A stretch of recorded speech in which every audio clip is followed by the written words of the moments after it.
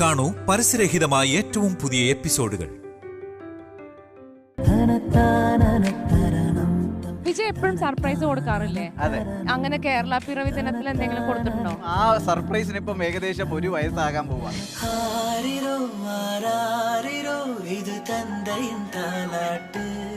എനിക്ക് ബർത്ത്ഡേക്ക് ഗിഫ്റ്റ് ഇല്ല, വെഡിങ് ആനിവേഴ്സറി വന്നിട്ട് ഗിഫ്റ്റ് ഇല്ല. അപ്പൊ പറഞ്ഞു ഞാനേ ഒരു ഗിഫ്റ്റ് അല്ലേ, പിന്നെ എന്തിനാ ഗിഫ്റ്റ്? ഞാൻ പെടുന്ന ഒരു മുറിയുടെയും 3 സെന്റിന്റെയും താക്കോല് ഞാനങ്ങ് ഏൽപ്പിക്കും.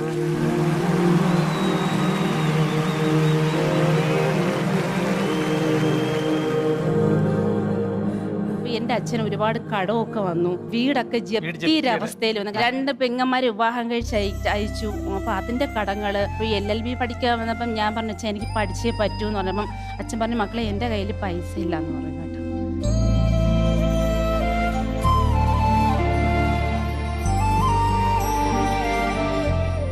നിങ്ങളുടെ ഇടയില് നന്നായിട്ട് കള്ളം പറഞ്ഞ് ബലിപ്പിക്കാൻ അറിയുന്ന ആർക്കാണ്?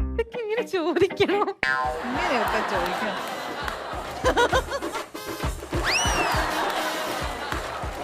Cadbury Ice Cream Love has many flavors and East Tea Co-Presents Yanum Endi Aalum Co-Powered by Pooja Ragini, Dazzler Eterna, Way to Stardom.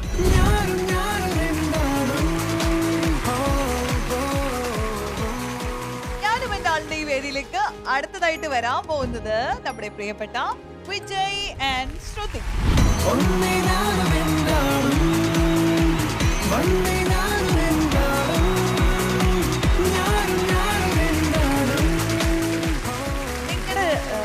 നിങ്ങളുടെ ജീവിതം നോക്കിക്കഴിഞ്ഞാൽ നിങ്ങൾ തമ്മിൽ പരസ്പരം എത്രത്തോളം മനസ്സിലാക്കിയിട്ടുണ്ട്? ഇത്രത്തോളം മനസ്സിലാക്കിയെന്ന് വെച്ചാൽ ഒരുപക്ഷെ ഞാൻ ചേട്ടനെ മനസ്സിലാക്കണേക്കാളും കൂടുതൽ ചേട്ടൻ എന്നെ മനസ്സിലാക്കി കാണും. കാരണം ഞാൻ സാധാരണ പറയുന്നത് സ്ത്രീകളെ മനസ്സിലാക്കാനാണ് ഏറ്റവും ബുദ്ധിമുട്ടെന്നാ പറയുന്നത്, അല്ലേ? എനിക്ക് അതിൽ വലിയ താല്പര്യമായിട്ട് ഞാൻ എളുപ്പം മനസ്സിലാക്കാറുണ്ട്. കാരണം ഞാനിപ്പം ഒരു കാര്യമില്ലാണ്ട് ഞാൻ പുറത്ത് നല്ല സന്തോഷമൊക്കെ ആയിട്ട് എത്ര അഭിനയിച്ച് ഇരുന്നാലും ഉള്ളിൽ എന്തെങ്കിലും വിഷമൊക്കെ ഉണ്ടെങ്കിൽ എന്നോട് ചോദിക്കും നീ എന്തോ ഡൗൺ ആണല്ലോ. അപ്പം എനിക്ക് തോന്നിയിട്ടുണ്ട് അപ്പൊ ഞാൻ ശരിയായിരിക്കും. വിജയല്ലേ ഇപ്പൊ ഞങ്ങള് കേട്ടാലും ചോദിക്കും. അതെ, ശ്രുതി ഇവിടെ സന്തോഷം അഭിനയിച്ചിരിക്കുകയാണെങ്കിൽ ഇപ്പൊ ഇവിടെ ഈ 2 ആഴ്ചയായിട്ട് കണ്ട ആൾക്കാർ ആര് കണ്ടാലും ചോദിക്കും എന്തോ ഐഡിയ. ഇതൊക്കെയാണോ കുട്ടി മനസ്സിലാക്കുന്ന ഭർത്താവെന്ന് പറഞ്ഞ കാര്യങ്ങൾ? ചേട്ടാ ഇതൊക്കെ വലിയ കാര്യമെന്ന് വിചാരിച്ചിരിക്കുന്നവരുടെ മുമ്പിൽ ഇതൊന്നും പറഞ്ഞു ഉടക്കരുത് ചേട്ടാ. ജീവിതം അതെ, ശ്രുതി പെട്ടെന്ന് അല്ലെ നമുക്ക് പെട്ടെന്ന് റീഡ് ചെയ്യാൻ പറ്റുന്ന ആളാണെന്ന് അങ്ങനത്തെ ഒരു ഫീൽ ഉണ്ട്. ലൈക്ക് ഒരുപാട് വലിയ കള്ളത്തരം ഒന്നും ഹൈഡ് ചെയ്യാൻ പറ്റണ ഒരു അത് ഇല്ല. എനിക്ക് കള്ളത്തരം അങ്ങനെ ഹൈഡ് ചെയ്യാൻ പറ്റില്ല ഈ പറഞ്ഞ പോലെ. പക്ഷെ ചേട്ടൻ നല്ല പറ്റിക്കും, അതുകൊണ്ടല്ലേ സർപ്രൈസ് എന്നെ പറ്റിച്ചിട്ട് കൊണ്ടുപോയേ. പക്ഷെ എനിക്കിത് പറ്റില്ല. ഞാൻ ഈ സർപ്രൈസ് തരാന്ന് വിചാരിച്ചാൽ ഇപ്പൊ ഈ അടുത്ത് ഞാൻ ഞങ്ങളുടെ വെഡിങ് ആനിവേഴ്സറി ആയിരുന്നു. അപ്പൊ ഇതുപോലെ ഞങ്ങള് ഹാൻഡ് കാസ്റ്റിംഗ് ഉണ്ടല്ലോ, ഞാൻ എന്റെ കിറ്റൊക്കെ റെഡി ആക്കിയിട്ട് ഞാൻ എല്ലാം റെഡിയാക്കി സർപ്രൈസ് ആയിട്ട് നമ്മളെ കൈ ഇതൊക്കെ ചെയ്തിട്ട് കൊടുക്കാന്ന് വിചാരിച്ചതാണ്. പക്ഷെ അത് പാളിപ്പോയി. ഞാൻ എല്ലാം കൂടി ഇട്ട് കലക്കിയപ്പോ എല്ലാം കൂടി അങ്ങ് കട്ടയായി പോയി. അങ്ങനെ എനിക്കത് ഭയങ്കര വിഷമായി പോയി. കാരണം എല്ലാം കൂടിയുള്ള തിരക്കിലേ, മക്കളുടെ എല്ലാം കൂടെ തിരക്കിൽ എനിക്ക് ആ കറക്റ്റ് ഒരു പ്രൊപ്പോർഷനിൽ ഇളക്കാൻ പറ്റിയില്ല. ചേട്ടൻ പറഞ്ഞു നമുക്ക് എന്തെങ്കിലും വഴി ഉണ്ടാക്കാന്ന് പറഞ്ഞിട്ട് അപ്പൊ തന്നെ ചേട്ടൻ 1-2 പേരെ ഫോൺ വിളിച്ച് ചോദിച്ച് ഒരു ഡെന്റൽ ലാബിൽ പോയിട്ട് അതിനുള്ള മെറ്റീരിയൽ, അതായത് കലക്കിയിട്ട് ഞാൻ കൊളാക്കിയ സാധനം ഉണ്ടല്ലോ അത് ചേട്ടൻ മേടിച്ചു കൊണ്ടുവന്നു. പക്ഷെ എനിക്ക് ഇതുവരെ സമയം കിട്ടിയിട്ടില്ല. അതെ, സംഭവം വീട്ടിലിരിപ്പുണ്ട്. ഇനി എന്തെങ്കിലും സമയം കിട്ടുമ്പോ വേണം. ഇവിടെ അർജുന്റെയും മാധുവിന്റെയും കൂടെ ചെയ്തോണ്ടിരിക്കുമ്പോ ഞാൻ ഇങ്ങനെ അത്ഭുതത്തോട് ഇരിക്കുമ്പോൾ എന്തിനാ ഇത്ര അത്ഭുതം? ഞാൻ ഇത് ചെയ്യാൻ നോക്കിയതല്ലേ.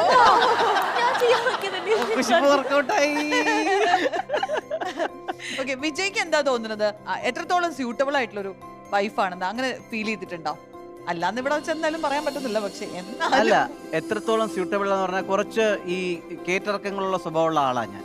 കുറച്ച് വേരിയന്റ് ആണ് എന്റെ സ്വഭാവങ്ങൾ. എങ്ങനെയാണെന്നുള്ളത് ചിലപ്പം കൂട്ടുകാർക്കൊക്കെ ആയിരിക്കും അക്കോമഡേറ്റ് ചെയ്യാൻ പറ്റുന്നത്. അവർക്ക് ഞാൻ അത്രയും സ്വാതന്ത്ര്യം എടുക്കത്തില്ല. ഒരു വലിയ പരിധി വരെ എടുക്കുന്നുണ്ടായിരിക്കാം, ഇല്ലായിരിക്കാം. പക്ഷെ അതിനൊക്കെ അഡ്ജസ്റ്റ് ചെയ്ത് നിൽക്കുന്നുണ്ട്. എൻ്റെ അടുത്ത് അഡ്ജസ്റ്റ് ചെയ്ത് നിൽക്കാൻ എല്ലാവർക്കും കാണുമല്ലോ ഇങ്ങനെ വേരിയന്റ് സ്വഭാവം. പക്ഷെ നമ്മളുമായിട്ട് അഡ്ജസ്റ്റ് ചെയ്ത് നിൽക്കുമ്പോൾ നമ്മളെ തന്നെ ജഡ്ജ് ചെയ്യുമ്പോൾ നമ്മൾ കുറച്ച് തറയാണ്, നമ്മൾ കുറച്ച് ഫ്രോഡാണ്, അങ്ങനെയൊക്കെ നമ്മൾ ഉള്ളിലൊരു സെൽഫ് ജഡ്ജ് ചെയ്യുമല്ലോ. അപ്പം നമ്മുടെ അടുത്ത് ഒരാൾ അഡ്ജസ്റ്റ് ചെയ്ത് അങ്ങനെ നിൽക്കുകയാണ് ഇത്രയും നാളൊരു വലിയ ജേർണിയിൽ. അതായത് ഏറ്റവും ബുദ്ധിമുട്ടുള്ള സമയങ്ങളിലെല്ലാം ആൾ എൻ്റെ കൂടെ ഇപ്പോൾ ഉണ്ട് കേട്ടോ. അപ്പോൾ കൂടെ നിൽക്കുമ്പോഴത്തേക്ക് പിന്നെ ഇത് 100% സ്യൂട്ടബിൾ അല്ലേ. വിജയ് എപ്പോഴും സർപ്രൈസ് കൊടുക്കാറില്ലേ? അതെ. അങ്ങനെ കേരള പിറവി ദിനത്തിൽ എന്തെങ്കിലും കൊടുത്തിട്ടുണ്ടോ? കേരളപ്പിറവി ദിനത്തിന് ഒരു 8 ദിവസം 9 ദിവസം മുമ്പേ ഒരു സർപ്രൈസ് ഞാൻ കൊടുത്തിട്ടുണ്ട്. ആടാറ് സർപ്രൈസ് ആയിരുന്നു. എന്തോ അതെന്തായിരുന്നു? അതിപ്പം ആ സർപ്രൈസിന് ഇപ്പം ഏകദേശം 1 വയസ്സാകാൻ പോവാ, ഒരു കുഞ്ഞാ. അപ്പൊ കേരള പിറവിക്കല്ല, കുഞ്ഞിന്റെ പിറവിക്കാണ് സർപ്രൈസ് കൊടുത്തത് അല്ലേ? അല്ല, ആ പിറവിക്ക് ഒരു വലിയ സ്പെഷ്യാലിറ്റി ഉണ്ടായിരുന്നു. കാര്യം സാധാരണ നമ്മുടെ നാട്ടില് ലേബർ റൂമിലോട്ട് നമുക്ക് സാധാരണ നമ്മളെ ഹസ്ബൻഡ്സിനെ ഒന്നും ഭർത്താക്കന്മാരെ കയറ്റത്തില്ല. അപ്പോൾ ഡോക്ടർ പറയും അതുവരെ ഉള്ളൂ. കാര്യം ഇവർക്ക് ഒന്നീ നമ്മൾ ലേബർ ഇൻഡ്യൂസ് ചെയ്യും, മെഡിസിൻ കൊടുത്ത് ഇൻഡ്യൂസ് ചെയ്യും, അതിനുശേഷം അവർ കൊണ്ടുപോകും, പിന്നെ നമുക്ക് കുഞ്ഞായിട്ടാണ് കാണുന്നത്.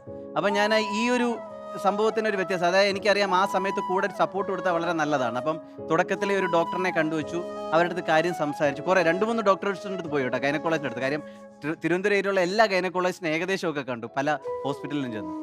അപ്പോൾ അവിടെയൊക്കെ ചെന്ന് കണ്ടിങ്ങനെ സംസാരിക്കുന്നുണ്ടെങ്കിൽ ഇതുപോലെ സമ്മതിക്കണം. അപ്പോൾ അവർ അതൊന്നും നടക്കത്തില്ല, ലേബർ റൂമില് ഹസ്ബൻഡിനെ അലോ ചെയ്യണമെന്ന് പറഞ്ഞു. അപ്പം മിക്കടുത്തും സമ്മതിക്കുന്നില്ല. അത് സമ്മതിക്കുന്ന വളരെ റയർ ആയിട്ടുള്ള ഹോസ്പിറ്റൽസേ ഉള്ളൂ. പക്ഷേ ഇതൊരു 4-5 കൊല്ലം മുമ്പുള്ള ഒരു കഥയാട്ടോ. അപ്പം മോന്റെ ഡെലിവറി ടൈമിൽ അപ്പോഴൊരു ആ പിറവിക്കൊരു ഇതുണ്ടെന്ന് പറഞ്ഞു. അപ്പോൾ പക്ഷെ ഒരു ഡോക്ടർ സമ്മതിച്ചു. ആ സമയത്ത് അതൊക്കെ നമുക്ക് നോക്കാം, നമ്മൾ ശരിയാക്കി തരാം.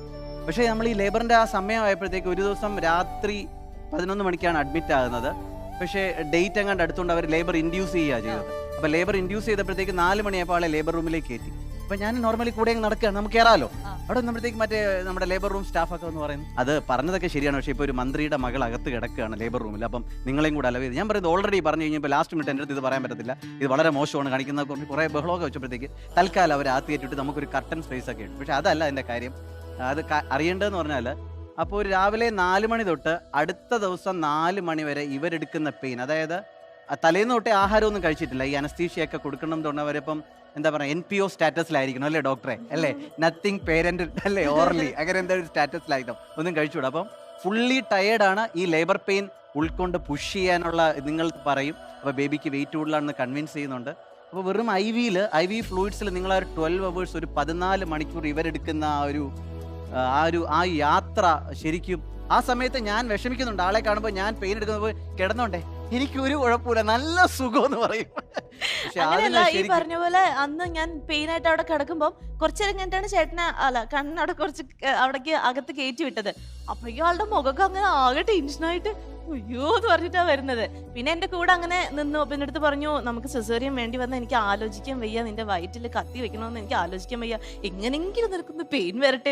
അപ്പൊ എനിക്ക് പെയിൻ വരുന്നുണ്ട്, പക്ഷെ വേണ്ടത്ര കൺട്രാക്ഷൻസ് വരുന്നില്ല. അപ്പം അവസാനം അവർ പറഞ്ഞു വാട്ടറും ബ്രേക്ക് ആയി പോയി. അപ്പൊ പിന്നെ എല്ലാം കൂടി അവർ പറഞ്ഞു 12 hours ആയി, അപ്പൊ ഇനിയിപ്പം എന്തായാലും സിസേറിയൻ കുഞ്ഞിന് അപകടം ഉണ്ടാവാൻ സാധ്യതയുണ്ടെന്ന് പറഞ്ഞു. ഇനി നമ്മൾ വെയിറ്റ് ചെയ്താൽ കുഞ്ഞിനെ അത് അഫക്ട് ചെയ്യും, കാര്യം അത്രയും സ്ട്രെസ് കുഞ്ഞെടുത്തോണ്ടിരിക്കുക. പക്ഷെ അതെ, ആ ഒരു സമയത്തെന്ന് വെച്ചാൽ നമ്മുടെ ഹസ്ബൻഡ് നമ്മുടെ കൂടെ ഉണ്ടാവണം. സത്യം പറഞ്ഞാൽ വലിയൊരു എനിക്ക് നല്ലോണം അറിയാം, ബിക്കോസ് എന്റെ ഹസ്ബൻഡ് ലേബർ റൂമിൽ എന്റെ കൂടെ ഉണ്ടായിരുന്നു. നമുക്ക് വലിയൊരു സമാധാനമാണ്. അല്ല ശരിക്കും എല്ലാ ഹോസ്പിറ്റൽസിലും അത് അലോ ചെയ്യണം. ഈവൻ ശരിക്കും അതായത് കൂടെ നിൽക്കാൻ ധൈര്യമുള്ള ഭർത്താക്കന്മാരാണെങ്കിലും ധൈര്യമുള്ളവരാണെങ്കിലും ഇല്ലാത്തവരാണെങ്കിലും അത് കൂടെ നിന്ന് ഒരിക്കലെങ്കിലും എക്സ്പീരിയൻസ് ചെയ്യാൻ പറ്റുകയാണെന്നുണ്ടെങ്കിൽ ഡെഫിനറ്റ്ലി അത് എക്സ്പീരിയൻസ് ചെയ്യേണ്ട ഒരു കാര്യമാണ്. അതൊരു ലൈഫ് ടൈം എക്സ്പീരിയൻസ് ആണ്. എന്റെ ഹസ്ബൻഡ് ബ്ലഡ് കണ്ടാൽ തല ഇറങ്ങുന്ന ആളാണ്, പക്ഷെ ആൾ എന്റെ കൂടെ വന്ന് നിൽക്കാന്ന് സമ്മതിച്ചു. ആൻഡ് കുഞ്ഞിനെ ആദ്യമായിട്ട്, അതായത് നമ്മുടെ കുഞ്ഞിനെ നമ്മൾ ആദ്യമായിട്ട് ആ ചോര കുഞ്ഞിനെ കയ്യിൽ വാങ്ങുന്ന ഒരു മൊമെന്റ് ഉണ്ടല്ലോ, ആ കുഞ്ഞിനോടുള്ള ഒരു കണക്ഷനും ഇത് കഴിയുമ്പോൾ പുള്ളി പറയായിരുന്നു എനിക്ക് നിന്നോട് തന്നെയുള്ള മൊത്തത്തിലുള്ള പെർസ്പെക്റ്റീവ് മാറി. സത്യം, അതായത് നമ്മൾ എടുക്കുന്ന ആ ഒരു എഫേർട്ട് കാണുമ്പോഴേക്കും ആ അമ്മ അല്ലെങ്കിൽ ഭാര്യ എന്നുള്ള ആ ഒരു കോൺസെപ്റ്റിനോട് തന്നെയുള്ള ഒരു നമ്മുടെ അപ്രോച്ച് മാറി. ഇപ്പം ഏതെങ്കിലും ഒരു സമയത്ത് നമ്മുടെ ലൈഫ് മുമ്പോട്ട് പോകുമ്പോൾ നമ്മൾ വിചാരിക്കുകയാണ് ശ്രുതിയെ അത് ചെയ്ത് അവള് മോശമാണ്, പക്ഷെ അതിനെയൊക്കെ നമുക്ക് ഇപ്പുറത്ത് ബാലൻസ് ചെയ്യാൻ അന്നെടുത്ത പെയിൻ അയ്യോ ഒന്നും വേണ്ട, ഇതിനെ എല്ലാം പുറത്തു കളയാൻ നമ്മളങ്ങ് വിചാരിക്കും കേട്ടോ. അത്രയ്ക്ക് വലിയൊരു ജേണിയാണ് ആള്. അല്ല അത് നമുക്ക് എടുക്കാൻ പറ്റും. അപ്പം ആ കേരള പിറവിക്ക് ഒരു 8 ദിവസം മുമ്പ് ഒരു സർപ്രൈസ് ഞാൻ കൊടുത്തിട്ടുണ്ട്. അവിടെയും ഞാൻ ജയിച്ചു നിത്യ. അപ്പൊ ചെറിയ ആൾക്ക് ഇപ്പൊ എത്രയായി? ചെറിയ ആൾക്ക് ഇപ്പോഴേ ഇന്ന് 1-ാം പിറന്നാളാണ്. ഞാൻ ഇവിടെ ആരുടെ പറഞ്ഞില്ല, കാര്യം ഇങ്ങനൊരു ലൊക്കേഷനിൽ നമ്മൾ അത് അറിയിച്ചു കഴിഞ്ഞാൽ ബാക്കി എല്ലാരും അയ്യോ അതെന്താ സെലിബ്രേറ്റ് ചെയ്യാനുള്ള മടിയുണ്ട്. ഇതൊക്കെ സന്തോഷമുള്ള കാര്യമല്ലേ, ഇതൊക്കെ അറിയിക്കണ്ടേ? സന്തോഷമുള്ളതാണ് കേട്ടോ. ഞാൻ വിചാരിച്ചു ഇതിന്റെ ഒരു നമുക്ക് ഒന്നും പേടിക്കാനല്ല, ഇവിടെ ഉച്ചക്ക് ഫുഡ് ഉണ്ട്, രാവിലെ എല്ലാം ഇവിടെ ഉണ്ട്. വൈകിട്ട് മതി. കുഞ്ഞിന്റെ പേരെന്താ? കുഞ്ഞിന്റെ പേര് മാല എന്നൊക്കെ പറയാൻ ഇപ്പൊ നിർവാഹമുള്ളൂ. കുഞ്ഞിന് ഇതൊരു ഒഫീഷ്യലി പേരിട്ടിട്ടില്ല. 1 വയസ്സായിട്ടോ? അപ്പൊ അതില് ഡോട്ടർ ഓഫ് ശ്രുതി എന്ന് പറഞ്ഞ പേര് നൽകിയിട്ടില്ല എന്നാണ് ഇപ്പോഴും കിടക്കുന്നത്. കാരണം നമ്മൾ ഹോസ്പിറ്റലിൽ നിന്ന് പേര് കൊടുത്തിട്ടില്ല. ആക്ച്വലി മോന്റെയും അങ്ങനെ തന്നെയാണ്. നമുക്ക് കുറച്ചൊരു കൺഫ്യൂഷൻ ഉണ്ടായിരുന്നു പിള്ളേർക്ക് മോന്റെ ഇതുവരെ പേരില്ലെന്നാണോ പറയുന്നത്? ഇതുവരെ ഇല്ല. രണ്ടുപേർക്കും ആദ്യത്തവനും ഇതുപോലെ നമ്മൾ വിളിക്കുന്ന ഒരു പേരുണ്ട്. പക്ഷെ ഇപ്പൊ സ്കൂളിൽ ചേർക്കുമ്പോഴും 1ാം ക്ലാസ് ആകുമ്പോൾ മതിയും തോന്നി ബർത്ത് സർട്ടിഫിക്കറ്റ് റിലേറ്റഡ് തിങ്സ്. അതുവരെ ഇപ്പൊ സൺ ഓഫ് ശ്രുതി എന്ന് പറഞ്ഞാണ് അവിടെയും കൊടുത്തിരിക്കുന്നത്. അങ്ങനെയാണ് നമ്മുടെ കോർപ്പറേഷൻ സർട്ടിഫിക്കറ്റിൽ വരുന്നത്. അപ്പം കാര്യം ആദ്യത്തെ മോന് പേരിടുന്ന സമയത്ത് ഭയങ്കര കൺഫ്യൂഷൻ ആയിരുന്നു. കാര്യം ഈ പറഞ്ഞ പോലെ ഈ സെലക്റ്റീവ്നെസ്, ഞാൻ കിടന്ന കൺഫ്യൂഷനാണ്. ആ പേര് വേണോ, ഈ പേര് വേണോ, ഏത് പേര് വേണോ എന്ന് മൊത്തത്തിൽ എനിക്ക് കൺഫ്യൂഷൻ. അപ്പം ഈ പിള്ളേര് തമ്മിൽ അങ്ങോട്ടും ഇങ്ങോട്ടും പേരിടും. അങ്ങനെ അവസാനം ഞാൻ ലാൻഡ് ചെയ്തൊരു ന്യൂമറോളജിസ്റ്റ് ഒക്കെ വഴി ഒരു പേരിൽ ലാൻഡ് ചെയ്തു. എന്റെ കുഞ്ഞിന്റെ പേര് ഭീം എന്നാണ്. BHEEM. ഭീം. ചോട്ടാ ഭീമിലെ വെറും ഭീമാണ്. ഭീം വിജയ് കുമാർ എന്നാണ് അവന്റെ പേര്. ഇപ്പൊ വെളിയിൽ എവിടെ ചെന്നാലും എന്റെ പേര് പോലും വിളിക്കുന്നില്ല. ഭീമന്റെ അച്ഛൻ വന്നിടാ അവന്റെ പൊടിയൊട്ടി കൊടുക്കുക, ഭീമന്റെ അച്ഛൻ വന്ന് സാധനം എടുത്ത് കൊടുക്കും. മൊത്തത്തിൽ ഭീമന്റെ അച്ഛൻ അല്ലെങ്കിൽ ഭീമന്റെ നമ്മുടെ നാട്ടിലോട്ട് ഭീമന്റെ തന്ത ഒന്നെന്ന് പറയും. ആ ലെവലിലാണ് ഇപ്പൊ പറയുന്നത് ചോദിച്ചേട്ടാ.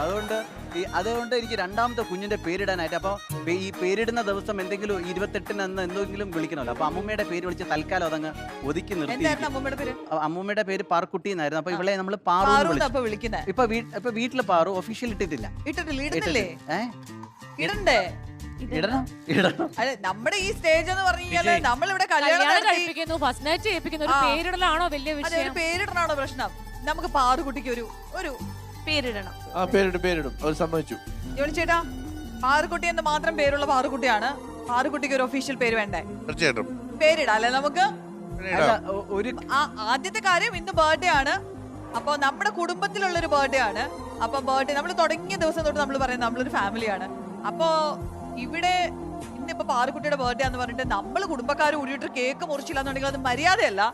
നിങ്ങൾ പോയി പാറുകുട്ടീനെ ഒരുക്കിക്കൊണ്ട് പോയോ, നമുക്ക് കേക്ക് മുറിച്ച് ഇത് ആഘോഷിച്ചിട്ടുള്ള പരിപാടിയുള്ളൂ.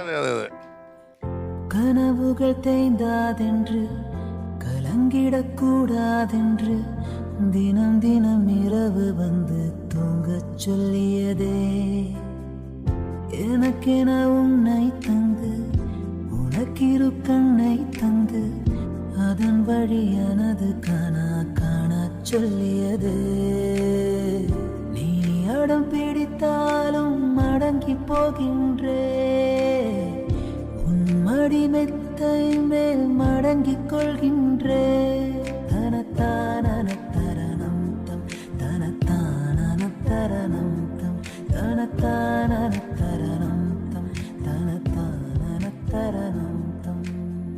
അപ്പൊ നമുക്ക് പാറുകുട്ടിയുടെ 1ാം പിറന്നാള് ആഘോഷിക്കാം. കേക്ക് മുറിക്കാം.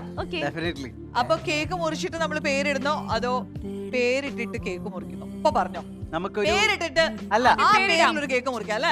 ആദ്യം പേരിടാം. അല്ല, ഞാനൊരു പേര്, അതായത് ഞാൻ കുറച്ച് ഇപ്പം വളരെ നല്ലൊരു ഒക്കേഷൻ ആണ് ഇത് ചോദിക്കാൻ. ഇപ്പം ജോണി ചേട്ടനുണ്ട്, നിത്യയുണ്ട്, പിന്നെ എല്ലാ ജീവിതത്തിന്റെ പല തുറകളിൽ നിന്നുള്ള ഒരുപാട് എക്സ്പെർട്ടൈസ് എനിക്ക് ഇവിടെ കിട്ടുന്നുണ്ട്. അപ്പം ഈ 7 പേരടുത്ത് നിന്ന് ചോദിച്ചിട്ട് ആ പേരിനൊരു ഓക്കെ. ഇപ്പൊ ബീ പോലെയല്ല, ഞാൻ കുറച്ചുകൂടെ കോഷ്യസ് ആണ്. ഇപ്പൊ കുറച്ചുകൂടെ ശ്രദ്ധിച്ചാണ് ആ പേരിടുന്നത്.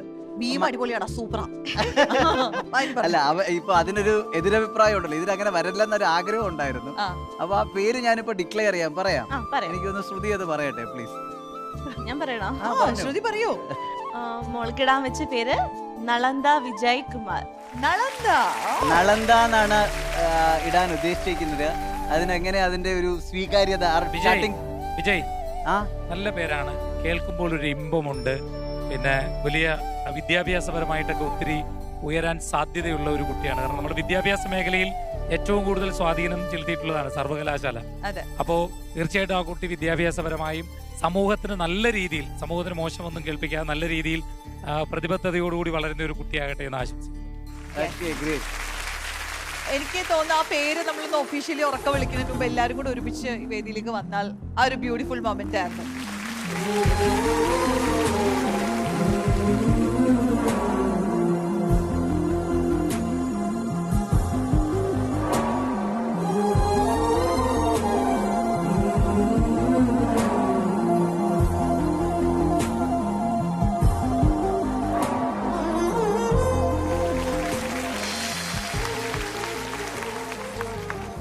അങ്ങനെ നമ്മുടെ ഈ ഞാനും എൻ്റെ ആളുടെ വേദിയിലെ മറ്റൊരു മനോഹരമായ ഒരു മുഹൂർത്തമാണ്. ഇതെല്ലാ കാലത്തും എന്താണ്, മോളുടെ ലൈഫിലാണെങ്കിലും എല്ലാ കാലത്തും കാണാൻ മാത്രം ഉള്ള ഒരു പ്ലാറ്റ്ഫോമിലേക്ക് അത് രജിസ്റ്റർ ചെയ്യപ്പെടാൻ പോവുകയാണ്.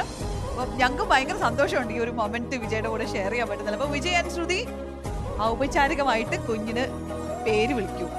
ഞങ്ങളത് വിറ്റ്നസ് ചെയ്യാൻ വെയിറ്റ് ചെയ്യാണ്. എനിക്ക് ഒരുപാട് ഭയങ്കര കട്ടയ്ക്ക് സന്തോഷമുണ്ട് കേട്ടോ. ഇത്രയും പേര് അടിപൊളി ഗ്രാൻഡ് ആണ് അത്. Thank you. ഭയങ്കര സംഭവം അടിപൊളി. അപ്പൊ വിളിച്ചോളൂ. Thank you. അപ്പൊ മോളെ വിളിക്കാൻ ഉദ്ദേശിക്കുന്ന പേര് ചേട്ടാ ഇങ്ങനെയല്ലേ വിളിക്കണം? ഒരു കാത് പൊത്തിയിട്ട് മറ്റേ ഒരു എടാ ചക്കര നിന്റെ പേര് കേക്കണ്ടേ?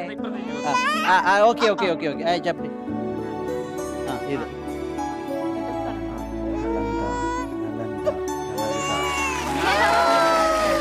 നമ്മളെല്ലാരും കൂടെ എല്ലാ അച്ഛനും അമ്മമാരും കൂടെ എല്ലാരും ചേർന്നിട്ട് റെഡി 1 2 3 we go. ആരിരോ ആരാരിരോ ഇത് തന്തയിൻ താലാട്ട് ഭൂമിയെ പുതിതാനലെ ഇവൾ മഴലയിൻ മൊഴി കേട്ട്. അപ്പോ ആ പേരിടൽ എന്ന് പറയുന്ന ഒരു ബ്യൂട്ടിഫുൾ ചടങ്ങ്, അതായത് അവളുടെ ലൈഫ് ലോങ് അവളുടെ കൂടെ ഉണ്ടാവുന്ന ഒന്ന് നമുക്ക് ഈ വേദിയിൽ വെച്ച് കൊടുക്കാൻ പറ്റി. അതൊരു ബ്ലെസ്ഡ് മൊമെന്റ് തന്നെയാണ്. അപ്പൊ 1ാം പിറന്നാളുകാർക്ക് ഇനി എന്താ വേണ്ടത്? ഒരു കുഞ്ഞു കേക്ക് നമുക്ക് കട്ട് ചെയ്യണം. അപ്പൊ അങ്ങനെ ഒരു കേക്ക് ഒക്കെ നമ്മൾ സെറ്റ് ചെയ്തിട്ടുണ്ട്.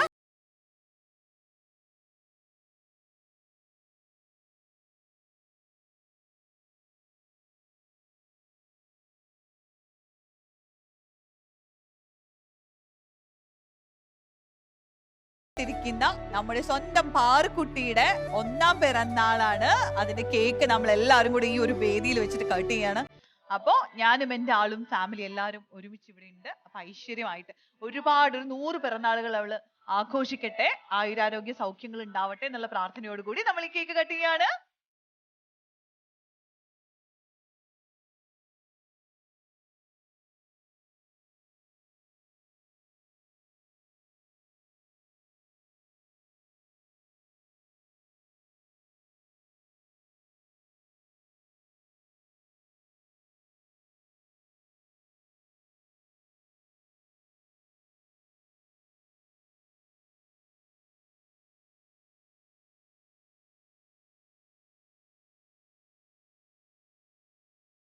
അങ്ങനെ നമ്മൾ എപ്പോഴും പറയുന്നത് പോലെ നമ്മുടെ ഈ വേദിയിൽ വീണ്ടും ചില ബ്യൂട്ടിഫുൾ മൊമെന്റ്സ് ക്രിയേറ്റ് ചെയ്യപ്പെട്ടിരിക്കുകയാണ്.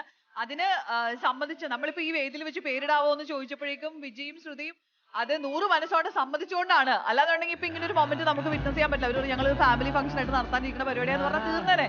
പക്ഷേ അത് അങ്ങനെ അല്ലായിരുന്നു. അപ്പൊ അതുകൊണ്ട് നമുക്കും അതിനകത്ത് ഒരുപാട് സന്തോഷമുണ്ട്. എനിക്കല്ല ശരിക്കും നടന്നത് ഫാമിലി ഫംഗ്ഷൻ എന്നൊക്കെ പറയും. ഇത് കേരളം മുഴുവൻ ഒരു കുടുംബമായിട്ട് കണ്ട്, അല്ലെങ്കിൽ ഈ പ്രേക്ഷകർ ലോകത്ത് എവിടേക്കുണ്ട് അതെല്ലാം കണ്ട് ഒരുമിച്ച് സെലിബ്രേറ്റ് ചെയ്യാൻ പറ്റുന്ന അപ്പൊ ഒരുപാട് സന്തോഷം. അപ്പൊ ഈ സന്തോഷം തുടർന്ന് അങ്ങോട്ട് ഉണ്ടാവട്ടെ എന്ന എല്ലാവിധ ആശംസകളും. Thank you so much. അപ്പൊ എല്ലാവർക്കും അവരുടെ സീറ്റുകളിലേക്ക് മടങ്ങാം. അടുത്തതായിട്ട് നമ്മുടെ വേദിയിലേക്ക് വരാൻ പോകുന്നത് അതിപ്രശസ്തനായ നമ്മുടെ ജോൾസൺ ബ്രോ, ഹരി പത്തനാപുരം ആൻഡ് സബിത ചേച്ചി. രണ്ടുപേരും കൂടെ വായോ.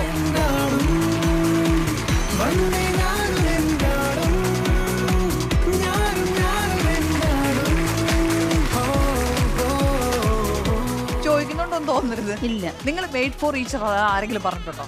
എന്നോടൊക്കെ 1-2 പേര് പറഞ്ഞിട്ടുണ്ട്. എന്നോട് ഇതുവരെ ആരും പറഞ്ഞിട്ടില്ല. പക്ഷേ എന്ത് കണ്ടിട്ടാണെന്ന് എനിക്ക് അറിയത്തില്ല. പക്ഷെ ഹരിച്ചേട്ടന് പറ്റിയ ആളാണ് സബിത ചേച്ചി. ലൈഫിൽ തോന്നിയിട്ടുള്ള കുറെ മൊമെന്റ്സ് ഉണ്ടാവില്ലേ? അങ്ങനെയുണ്ട്. കാരണം ഞാൻ പൊതുവെ ഒരു നേരത്തെ ജോബി ചേട്ടനെ പറ്റി പറഞ്ഞ പോലെ ഒരു മടിയനാണ്. മടിയൻ എന്ന് പറഞ്ഞാൽ ഈ ചില കാര്യങ്ങളൊക്കെ ചെയ്യാൻ ഇറങ്ങുക, ഓഫീസുകളിൽ പോവുക, അങ്ങനെയുള്ള കാര്യങ്ങൾക്കൊന്നും ഞാൻ അങ്ങനെ പോവാറില്ല. അതൊക്കെ അങ്ങ് ചെയ്തോളൂ. കറണ്ട് ബില്ല് അടയ്ക്കണം, ഇവിടെ വന്ന് കുറ്റം പറയുന്നില്ലേ? വൈദ്യുതി ബില്ല്, വാട്ടർ ബില്ല്, അതിന്റെ ബില്ല് അടയ്ക്കണം. ഞാൻ എല്ലായിടത്തും ഞാനാണ് പോകുന്നത്.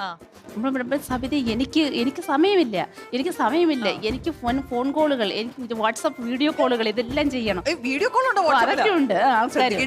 അല്ല, അതിലൊന്നും എനിക്ക് സംശയമൊന്നുമില്ല. അത്രയ്ക്കൊന്നും പുള്ളിക്ക് പോകാൻ പറ്റത്തില്ല.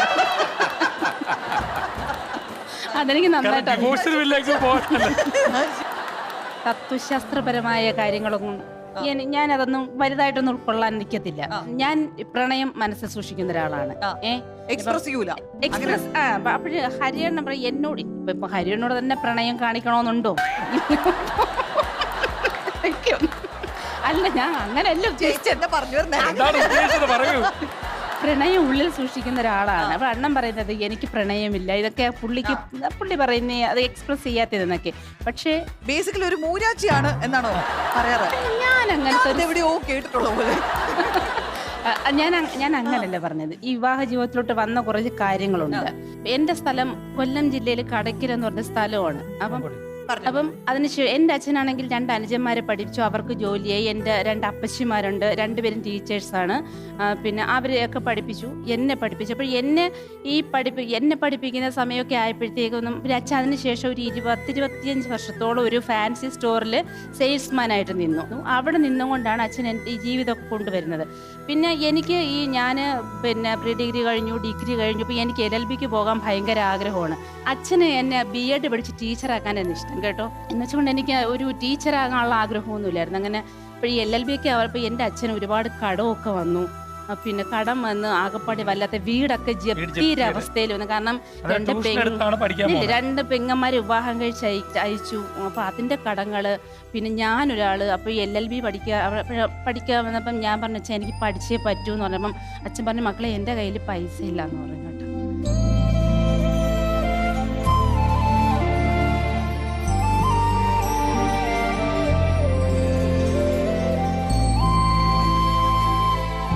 ഭയങ്കര വിഷമമായി കേട്ടോ. അപ്പം എൻ്റെ അപ്പച്ചിമാര് അപ്പം അവർ പറഞ്ഞു സാരമില്ല അവർ പഠിപ്പിച്ചോളാന്ന് പറഞ്ഞു. അങ്ങനെ ഞാൻ പ്രാക്ടീസ് ചെയ്യാൻ പോകുന്നു. പുനലൂര പ്രാക്ടീസ് ചെയ്യാൻ പോകുന്നു. 2 മാസം കഴിഞ്ഞപ്പോഴാണ് ഈ ഹരി എൻ്റെ ഒരു ഫ്രണ്ട് അവിടെ വരുന്നത്. പുള്ളി വരുന്നതിന് ഒരു പ്രദീപ് ഗുരുകുലം എന്ന പുള്ളിയുടെ പേര്. പുള്ളിക്കാരൻ അവിടെ വന്നിരുന്ന് എന്നെ പരിചയപ്പെട്ടിട്ട് എന്നോട് ചോദിച്ചു, പിന്നെ സ്ഥലമൊക്കെ ചോദിച്ചു, കാര്യങ്ങളൊക്കെ ചോദിച്ചിട്ട് പറഞ്ഞു പിന്നെ കല്യാണം കഴിക്കാൻ ആഗ്രഹമുണ്ടോ എന്ന്. ഞാൻ പറഞ്ഞു ഞാനിങ്ങോട്ട് വന്നതേ ഉള്ളൂ, ഇപ്പം എനിക്ക് കല്യാണമൊന്നും കഴിക്കുന്നില്ല, ഇപ്പം അതിനെക്കുറിച്ചൊന്നും പറയണ്ടെന്ന് പറഞ്ഞു. ഞാനൊരു ദേവീ ഭക്തിയാണ്, പ്രത്യേകിച്ചും ഭദ്രകാളി. അപ്പം എനിക്ക് ആറ്റുകാല് ഭയങ്കര വിശ്വാസമാണ്. അപ്പോൾ എല്ലാ വർഷവും ഞാൻ ഈ മുടങ്ങാതെ പൊങ്കാല ഇടാൻ പോകും. അപ്പോൾ എനിക്ക് 28 വയസ്സായിട്ടും കല്യാണമൊന്നും ആവുന്നില്ല. അപ്പം എൻ്റെ അമ്മ പറഞ്ഞു പിന്നെ നീ ഇന്നെങ്കിലും പോയി ഒരു പൊങ്കാല ഇടുമ്പോൾ നീ ഒന്ന് പ്രാർത്ഥിക്കുക, ഈ വർഷമെങ്കിലും കല്യാണം നടക്കണമെന്ന് പ്രാർത്ഥിക്കുക. അങ്ങനെ ഞാൻ അവിടെ ചെന്നിട്ട് പിന്നെ ഇത് കണക്ക് പൊങ്കാലയൊക്കെ ഇട്ടപ്പോൾ ഞാൻ ആദ്യമായിട്ട് പ്രാർത്ഥിക്കുമ്പോൾ എനിക്കൊരു കല്യാണം നടക്കണേന്ന് പറഞ്ഞു. എന്നിട്ട് ഞാൻ ഇനി വീട്ടിൽ വന്നു, കിടന്നൊക്കെ ഉറങ്ങി ഒക്കെ എണീച്ച് ഒരു ഉച്ചയ്ക്ക് ഇങ്ങനെ ചുമ്മാ ഇരുന്നപ്പോൾ എനിക്കൊരു ഫോൺ വരുന്നു. അപ്പം ഹലോ സബിതയാണോ എന്നൊക്കെ ചോദിച്ചു. ഞാൻ പറഞ്ഞു ആണല്ലോ എന്ന് പറഞ്ഞു. അപ്പം പറഞ്ഞ എൻ്റെ പേര് ഹരി എന്നാണ്, പത്തനാപുരത്ത് നിന്ന് വിളിക്കുമെന്ന് ഞാൻ പറഞ്ഞു. അപ്പം ഞാൻ ചോദിച്ചു അയ്യോ എന്തൊരെണ്ണ കാര്യം പറയാന്ന് പറഞ്ഞു. ഞാൻ പറഞ്ഞു എന്തൊരെണ്ണ കാര്യം, ഞാൻ കണ്ടിട്ടൊന്നുമില്ല അദ്ദേഹത്തിനെ.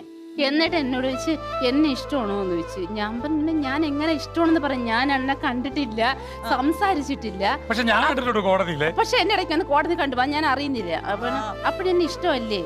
അപ്പൊ ഞാൻ പറഞ്ഞു അങ്ങനെ ഞാൻ അവസാനം ഞാൻ പറഞ്ഞു എനിക്ക് ഇഷ്ടമാണ്. ഞാൻ നോക്കിയപ്പം കണ്ടപ്പം മാനിനാണെന്നൊക്കെ തോന്നി.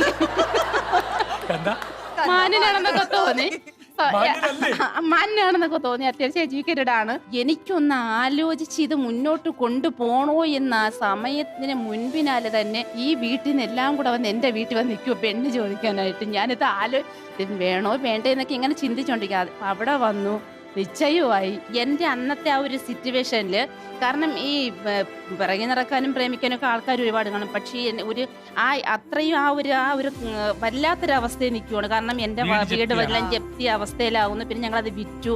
അപ്പോൾ ആ ഒരു വീട്ടിൽ നിന്നൊക്കെ വന്നൊരു പെണ്ണെടുക്കാനൊക്കെ ആൾക്കാർ ബുദ്ധിമുട്ടുന്ന സമയത്ത് ആണ് അണ്ണൻ്റെ അച്ഛനും ഒക്കെ എന്നെ വന്ന് ഇങ്ങനെ പ്രപ്പോസ് ചെയ്യുന്നതും പിന്നെ വിവാഹം കഴിക്കുന്നതൊക്കെ. അതിലൊക്കെ എനിക്ക് ഇതിപ്പോ പറഞ്ഞു വരുന്നത് പ്രപ്പോസലിന്റെ കാര്യമാണോ, അണ്ണനോടുള്ള സ്നേഹത്തിന്റെ കാര്യമാണോ? പറഞ്ഞു വന്ന ബോൾഡ് ആയത് എന്താണെന്നുള്ള കാര്യം. അതുകൊണ്ട് എനിക്ക് ആൾക്കാർ തിരിച്ചറിയാൻ പറ്റും. ഹരിയന്റെ ഫാമിലി എനിക്ക് വളരെ ഇഷ്ടമുള്ള, കാരണം ഒരു പാവം പിടിച്ച അച്ഛനും അമ്മയും. കാരണം അച്ഛനെ കുറിച്ച് പറയുകയാണെങ്കിൽ എനിക്ക് പറഞ്ഞു, കാരണം എല്ലാവർക്കും ഒരു ജനസമ്മതനായ ഒരു നല്ല മനുഷ്യനാണ്. കാരണം അടുത്ത ജന്മവും എനിക്ക് ഹരിയണ്ണനെ ഭർത്താവായിട്ട് കിട്ടിയില്ലെങ്കിലും എനിക്ക് എൻ്റെ ഫാദറിലോ എനിക്ക് എൻ്റെ അമ്മായി അച്ഛനെ എനിക്ക് അടുത്ത ജന്മത്തിൽ എനിക്ക് എൻ്റെ അമ്മായിയപ്പനായിട്ട് കിട്ടണമെന്ന് ആഗ്രഹമുള്ള ആളാണ് ഞാൻ. കാരണം എനിക്ക് എൻ്റെ അച്ഛനേക്കാളും ഇഷ്ടമാണ്. അപ്പൊ നമുക്ക് ഒരു ഇമോഷണൽ ട്രാക്കിൽ കൂടെ ഇപ്പൊ പോയിക്കൊണ്ടിരിക്കുന്നത്. പിടിച്ചു മാറ്റാൻ വേണ്ടിട്ട് നമ്മൾ എന്ത് ചെയ്യും, നമ്മൾ ഇവർക്ക് ഒരു കുഞ്ഞ് ടാസ്ക് കൊടുക്കും, ഒരു കുഞ്ഞ് ഗെയിം കൊടുക്കും. എല്ലാവർക്കും കിട്ടിയിട്ടുണ്ടല്ലോ, അപ്പൊ പിന്നെ ഇവരായിട്ട് നമ്മൾ ഒഴിവാക്കണ്ട. മറ്റേ ബാഹുബലി പരിപാടി ഒന്നുമല്ല, ഇതൊരു സിമ്പിൾ ടാസ്ക് ആണ്. ഞാനത് അവിടെ നിന്നോട് പറയായിരുന്നു, എല്ലാവർക്കും വളരെ മാന്യമായ പരിപാടി കൊടുക്കും. ഞാൻ ആത്മീയമായി ജീവിക്കുന്നത്, ഞാൻ വരുമ്പോ തലയിൽ കൂടെ ചാട് വള്ളം കൂടെ എടുത്തൊഴിക്കുന്നു. കഴിഞ്ഞ പ്രാവശ്യം തലയിൽ ഇത് ആത്മീയതയുമായിട്ട് ബന്ധപ്പെടുത്താൻ പറ്റുമോ എന്ന് ചോദിച്ചാൽ ചെറുതായിട്ട് ബന്ധപ്പെടുത്താം. കാരണം നമ്മളിവിടെ തുലാഭാരമാണ് നടത്താൻ പോകുന്നത്. എന്നെ അല്ല, എന്റെ കിലോയ്ക്ക് വെക്കണമെങ്കിൽ സമയമെടുക്കും. പാറകല്ലാണ് കൊണ്ടുവരുന്നത്. ഇല്ല, നമുക്കൊരു ചെറിയ തോതിൽ ഒരു തുലാഭാരം നടത്താം. നമുക്കൊന്ന് പ്രോപ്പർട്ടീസ് ഒന്ന് സെറ്റ് ചെയ്യാനുള്ള ഒരു സമയം ഗെയിമാണ്. അപ്പൊ നമ്മുടെ സംഭവം എന്താണെന്ന് വെച്ച് കഴിഞ്ഞാല്, ചേച്ചിനെ നമ്മൾ ആ ഒരു തട്ടിലിരുത്തുന്നു. തട്ടിലെടുത്തിട്ട് ഇവിടെ ഇങ്ങനെ നമ്മള് ഇവിടെ പഴം കൊണ്ടുവച്ചിട്ടുണ്ട്, നാളികേരം ഉണ്ട്, തണ്ണിമത്തനുണ്ട്, ഇങ്ങനെ പല സംഭവങ്ങളും തുലാഭാരത്തിന് പറ്റാൻ വെയ് ചെയ്യാൻ പറ്റുന്ന പല സാധനങ്ങൾ വെച്ചിട്ടുണ്ട്. അപ്പൊ ഏകദേശം ഇപ്പൊ ഒരു പഴക്കൊലയാണ് നമ്മൾ വെക്കണമെങ്കിൽ ഏകദേശം എത്ര പഴക്കൊല വെച്ച് കഴിഞ്ഞാൽ തട്ട് താഴും എന്നുള്ളത് ഗസ് ചെയ്യണം ഹരിച്ചേട്ടൻ. ഈസി. കറക്റ്റ് ആണെന്നുണ്ടെങ്കിൽ നമ്മൾ മധുരം തരും. അവിടെ നമ്മൾ മധുരം വെച്ചിട്ടുണ്ട്. അടുത്തുപോലും എത്തിയില്ലാന്നുണ്ടെങ്കിൽ ഇച്ചിരി കയ്പ് നീര് കുടിക്കേണ്ടി വരും. ജീവിതമേ കയ്പ് നീരാണ്. അപ്പൊ നമുക്ക് തുടങ്ങാം. ഓ ഓക്കെ, എന്നാ നമുക്ക് ചേച്ചിനെ ഇതിനകത്ത് ഇരുത്താം. ചേച്ചി ധൈര്യമായിട്ട് വരുന്നു.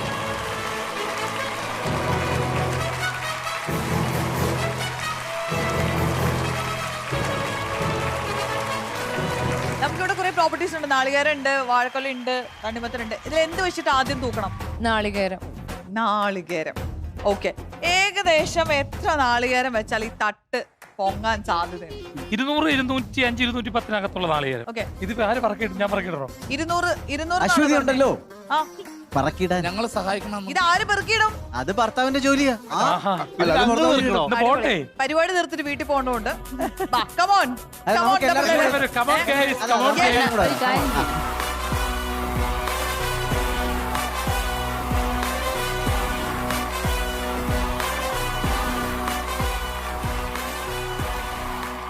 എത്ര തേങ്ങ ഇട്ടാല് ഈ തട്ട് താഴും എന്ന് ചോദിച്ചപ്പോ ഹരിചേട്ടൻ പറഞ്ഞത് ഒരു 200 തേങ്ങ വേണ്ടി വരും എന്നാണ് പറഞ്ഞത്. അതിപ്പോ ഏകദേശം കറക്റ്റ് ആവും എന്നുള്ളത് അറിയാൻ വേണ്ടി നമ്മൾ എല്ലാരും കൂടെ ഒരു കൈ സഹായത്തിന് എല്ലാരും ഇറങ്ങിയിട്ടുണ്ട്. അപ്പൊ നമുക്ക് ഇട്ട് നോക്കാം. കൗണ്ട് ചെയ്യണം കേട്ടോ.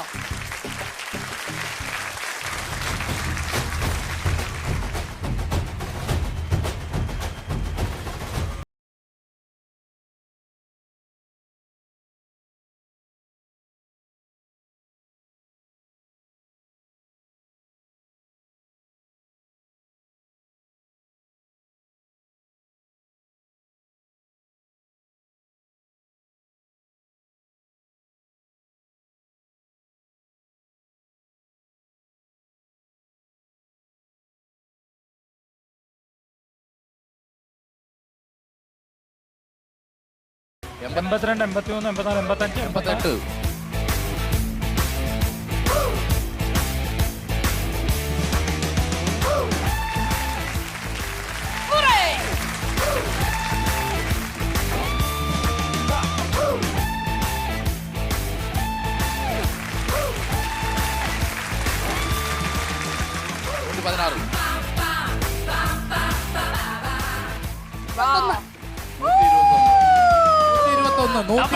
ജയിച്ചില്ല.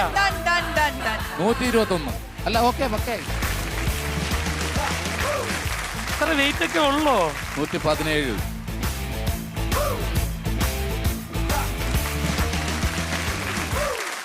അപ്പൊ ഞാൻ കയ്പ് കുടിക്കേണ്ടി വരും. അപ്പൊ thank you boys, thank you so much. നിങ്ങളുടെ സഹകരണത്തിന് നന്ദി. ഒരു 200 തേങ്ങയോളം വേണ്ടി വരും എന്നായിരുന്നു ഹരിച്ചേട്ടൻ.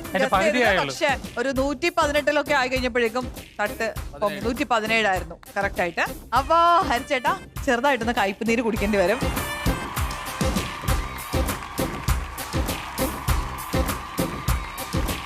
ഇതിലൊന്നും മധുരമല്ല, ഇതെല്ലാം കയ്പാ.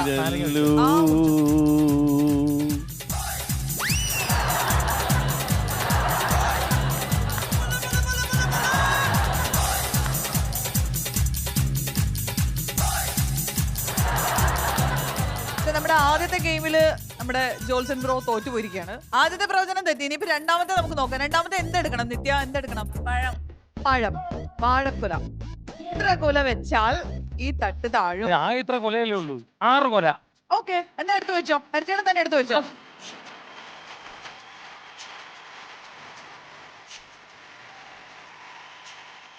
ഏട്ടാ അത് പഴമില്ല, കാളമുണ്ട മാത്രമേ ഉള്ളൂ.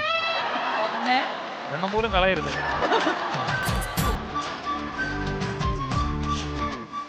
നീ കുറച്ച് ദിവസം ഒന്ന് ഡയറ്റ്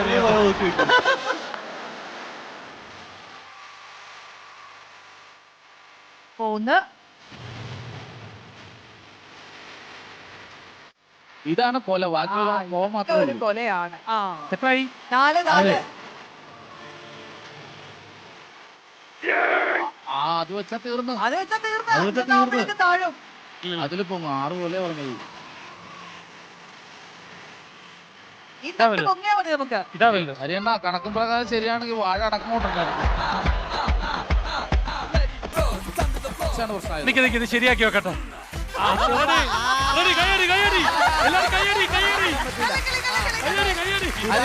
ഹരിയണ്ണൻ അടിക്കും കൈ.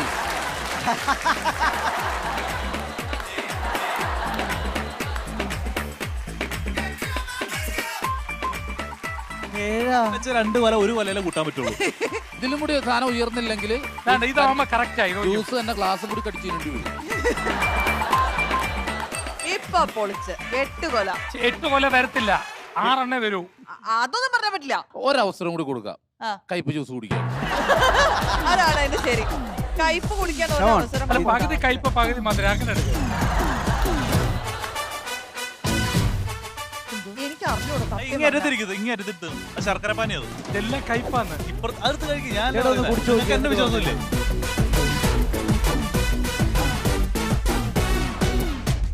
എന്തായാലും ഹരിയണ്ണ കൊലയുടെ ബാക്കിയുള്ള ഭാഗം നമുക്ക് ആവശ്യം വരും. അങ്ങനെ പഴക്കൊലയും നമ്മളെ പരാജയപ്പെടുത്തിയ സ്ഥിതിക്ക് ഇനിയിപ്പോ ലാസ്റ്റ് ഒരു ഒറ്റ ചാൻസ് ഉള്ളത്. അല്ല, ഇത് വേറെ എന്തെങ്കിലും മത്സരങ്ങൾ വെച്ചു കുഴപ്പമില്ല. ലാസ്റ്റ് ഇനി തണ്ണിമത്തനിലാണ് നമ്മുടെ പരീക്ഷണം. എത്ര തണ്ണിമത്തം വെച്ചാൽ 14, 15, 16 ഞങ്ങൾക്ക് പ്രവചിക്കാനൊക്കെ പറ്റും. 15 ഫിക്സ്. ചേട്ടാ ഇതിലും കൂടെ തോറ്റാ നാണക്കേടാ കേട്ടാ. 16 രണ്ടിനും ഇറക്കിക്കട്ടെ. 16 ആണേ. നമുക്കൊരു കാര്യം ചെയ്യാം. 15 16 ആണെങ്കിൽ വെറുതെ വിടാം. അതെ അല്ലേ? നിർബന്ധമില്ല. 15 അല്ലെങ്കിൽ 16. അവിടുന്ന് പിന്നെ മാറാനൊന്നും പറ്റില്ല. 2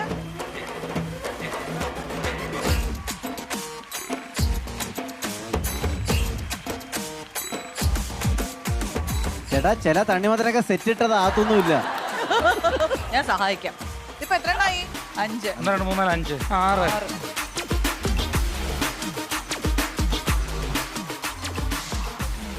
6. ഇട്ടതിനെ തിരിച്ചു വെക്കാൻ പറ്റില്ല കേട്ടാ. അനക്കൊന്നുമില്ല, ഒരു രക്ഷയില്ല. വീണ്ടും കയ്പ് നീര് കുടിക്കുമോ ഇല്ലയോ എന്നുള്ള ഭീതിയിൽ ഇതാ തുടരുകയാണ്.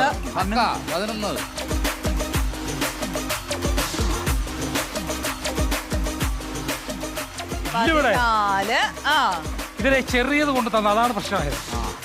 15 ആയി. അയ്യോ, അപ്പൊ കുടിച്ചോ? ഇനി അത് എടുത്തേരാ. എളുപ്പം അതാ. 16.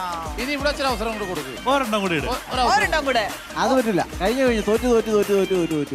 അയ്യേ പപ്പി നീ കാണുന്നുണ്ട്. ചേട്ടാ അങ്ങോട്ട്. കമോൺ 21.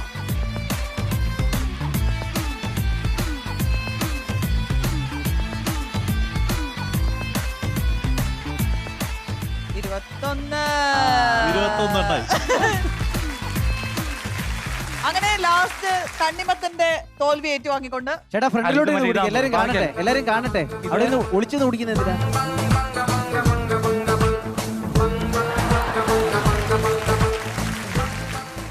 അങ്ങനെ വാശിയേറിയ പ്രവചന മത്സരത്തിൽ തോറ്റു തുന്നം പാടി നിൽക്കുന്ന ഹരിച്ചേട്ടൻ കയ്പ് നീരൊക്കെ കുടിച്ചു. പാവം. ഇതൊക്കെ എന്തിനാ? ആർക്ക് വേണ്ടിട്ടാ? എനിക്ക് വേണ്ടിയല്ലേ. ഇത്തിരി കയ്പ് നീര് കുടിച്ചോട്ടെ. എന്റെ സ്നേഹമയ്യായ ഭാര്യ. എന്തെല്ലാം കയ്പ് കുടിച്ചാലും പിന്നെ ഞാൻ ഈ ഹരിയനോട്ടുള്ള ജീവിതത്തിൽ വളരെയധികം സാറ്റിസ്ഫൈഡ് ആണ്, സന്തോഷവതിയാണ്. അല്ല, ഇതിപ്പോ നമ്മള് തമാശക്ക് പറഞ്ഞാണ്, ഇത് പക്വതയുള്ള ഫാമിലി കേട്ടാ. ഞങ്ങളൊന്നും അത്ര പക്വത ഇല്ലാത്ത ആൾക്കാരാണ്. ഓക്കെ, അപ്പൊ എന്തായാലും വെറുതെ നമ്മളൊരു ഫണ്ടിന് വേണ്ടിട്ട് ചെയ്താണ്. നിങ്ങൾ നന്നായിട്ട് അതിനകത്ത് സഹകരിച്ചു. അപ്പൊ കൂടെ നിന്നവരെ എല്ലാവരും ഭയങ്കരമായിട്ട് സപ്പോർട്ട് ചെയ്തു. അപ്പൊ താങ്ക് യു സോ മച്ച്. അടിപൊളി. നമുക്ക് അടുത്ത വേറൊരു പരിപാടിയായിട്ട് വീണ്ടും കാണാം സ്റ്റേജില്. Thank you.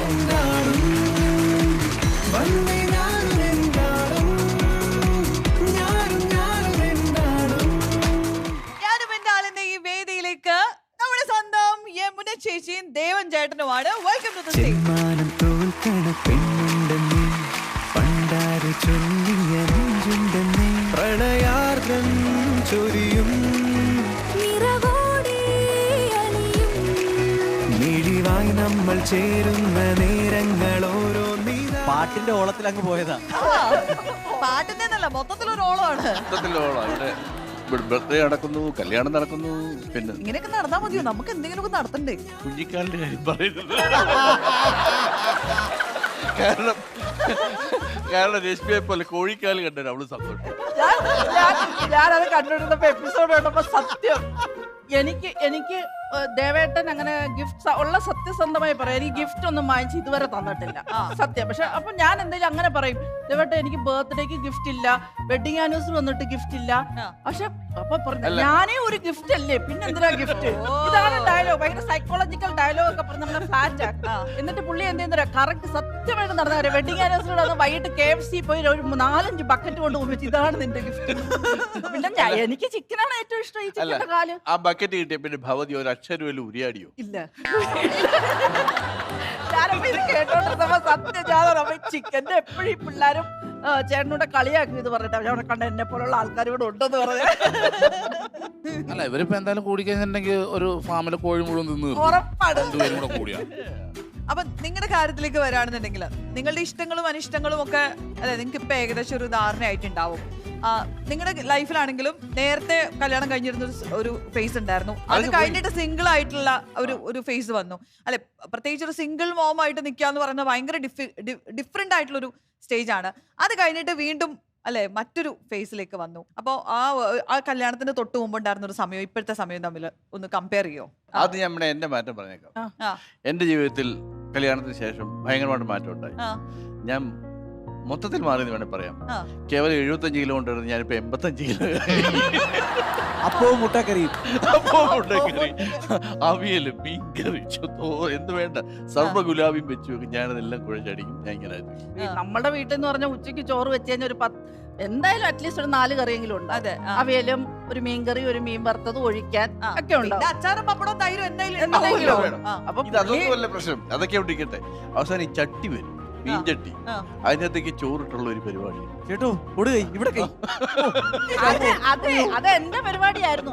ആദ്യം വന്ന സമയത്ത്, കല്യാണം കഴിഞ്ഞ് വന്ന സമയത്ത് ഇത് രാത്രിയാകുമ്പോ ഇവരുടെയൊക്കെ കഴിപ്പ് കഴിയുമ്പോൾ ലാസ്റ്റ് ഈ ബാക്കി വരുമല്ലോ, അതെല്ലാം കൂടെ ചട്ടി ഇട്ട് പുരട്ടി കഴിക്കലാണ് എനിക്ക് ഇഷ്ടം. അതാണ് സത്യം ഇഷ്ടം. അപ്പൊ വേസ്റ്റും ആവൂല. ഞാൻ അപ്പൊ ഇവര് പറയും വേസ്റ്റ് ബാസ്കറ്റ് ആണ് അമ്മയെന്ന് പറഞ്ഞ് കളിയാക്കും. അപ്പൊ ദയവായിട്ട്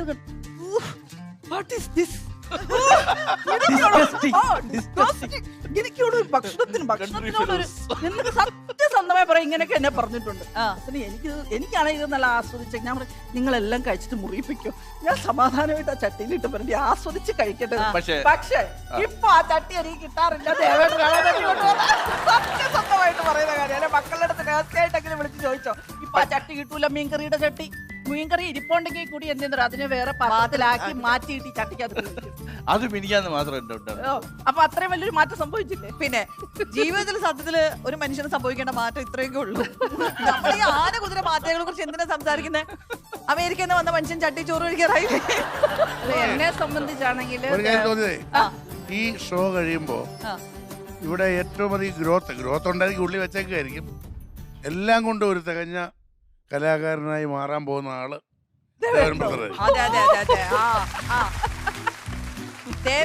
ആരെങ്കിലും സിനിമയിൽ വിളിച്ചോണ്ട് പോകുമോ? ഞാനും അത് മനസ്സിൽ വിചാരിച്ചു. സാധ്യതയുണ്ട്. നമ്മള് ഇവർക്ക് വേണ്ടിട്ട് ഒരു കുഞ്ഞു ഗെയിം കണ്ടുവച്ചിട്ടുണ്ട്. അപ്പോ പ്രോപ്പർട്ടീസ് ഒക്കെ കൊണ്ടുവന്നിട്ട് നിങ്ങളുടെ ഈ പറഞ്ഞ പോലെ. അല്ല ഞാൻ പറയട്ടെ, ആഫ്റ്റർ മാരേജ് എന്നുള്ളൊരു ക്വസ്റ്റ്യൻ ചോദിച്ചു, അതിന്റെ ഉത്തരം തന്നില്ല. എന്നെ സംബന്ധിച്ച് ഞാൻ ചട്ടിയുടെ കാര്യത്തിൽ അത് കഴിഞ്ഞെന്ന് അല്ല, അത് വളരെ ഇമ്പോർട്ടന്റ് ആയ ഒരു പോയിന്റ്. അത് ഒരു സെക്യൂരിറ്റി ഫീലിംഗ് എന്ന് പറയുന്ന ഒരു സാധനം ദേവേട്ടൻ വന്നതിന് ശേഷം ആഫ്റ്റർ മാരേജ് എനിക്ക് കിട്ടി. മറ്റേത് ആ ഒരു സംഭവം ഒട്ടുമില്ലായിരുന്നു. ഞാനും ആ 2 മക്കളും ഈ സെക്യൂരിറ്റി എന്ന് പറയുന്ന ഒരു സംഭവം ഉണ്ടല്ലോ, അതൊരു ഭയങ്കര ഒരു ഇതാണ്. അത് എനിക്കത് കിട്ടി. അതാണ് ഏറ്റവും വലിയൊരു മാറ്റം. സുരക്ഷിതത്വ ബോധം. അല്ല, അത് അവളുടെ നല്ല മനസ്സുകൊണ്ട് അവളങ്ങനെ പറഞ്ഞത് സെക്യൂരിറ്റി ഫീലിംഗ് അവൾക്കാണ് ഉണ്ടായത്. പലപ്പോഴും അവരൊക്കെ അങ്ങനെ വിചാരിച്ചിരിക്കുന്നത്. പക്ഷേ ശരിക്കും ഈ സെക്യൂരിറ്റി ഫീലിംഗ് ഒക്കെ നമുക്കാണ് ഉണ്ടാകുന്നത്. നമുക്കൊരു പട്ടം ഇങ്ങനെ ആകാശത്തിന് പറന്ന് നിൽക്കുമ്പോൾ അത് കാണാൻ നല്ല ഭംഗിയാണ്. അപ്പം നമ്മൾ നോക്കുമ്പോൾ പട്ടം ഇങ്ങനെ ആകാശത്തിന്റെ ഉയരങ്ങളിൽ ഇങ്ങനെ പറന്നു നിൽക്കുന്നു. പക്ഷെ അതിൻ്റെ ഒരു ചരട് താഴെ ഒരാളുടെ കയ്യിലിരിക്കുക. ഈ ചരട് പൊട്ടിപ്പോയാൽ ഈ പട്ടം പോയി, അത് എവിടെ പോകുന്ന ഒരു പിടിയില്ല. അതുപോലെ ഇങ്ങനെ പൊങ്ങി പറന്ന് നടക്കുന്ന ഒരു പട്ടമായിട്ടാണ് ഞാനാണ്. ആ കയറ് ഞാനങ്ങ് ഏൽപ്പിച്ചെന്നേ ഉള്ളൂ. പക്ഷെ അവളില്ലെങ്കിൽ ഈ പട്ടം പോക്കാം. Beautiful beautiful. അങ്ങനെ പട്ടവും ചരടും ഒക്കെ ആയിട്ട് നിങ്ങൾ ഇവിടെ നിൽക്കുന്നത് കാണുമ്പോ ഞങ്ങൾക്ക് എന്തെങ്കിലുമൊക്കെ പണി തരണമെന്ന് തോന്നും. പ്രോപ്പർട്ടി കൊണ്ടുപോവാ. ഞാൻ ഗെയിം എന്താന്ന് പറയാം. അതായത് നമ്മൾ ചില കോമൺ ആയിട്ടുള്ള കാര്യങ്ങൾ ചോദിക്കും. അത് നിങ്ങളിൽ ആരാണ് അത് എന്നുള്ളത് നിങ്ങൾ ഇത് പൊക്കി കാണിച്ചു തരണം. ആരാ ആദ്യം ചോദിക്കാൻ പോകുന്നത്? നിത്യ ചോദിക്കാൻ പോവാണ്. ഓക്കെ, ചോദിച്ചോളൂ. നിങ്ങൾ രണ്ടാളില് ആരാണ് കൂടുതൽ റൊമാൻറ്റിക്? ആരാണ് കൂടുതൽ റൊമാൻറ്റിക്? ആൻസർ കറക്റ്റ് ആണോ?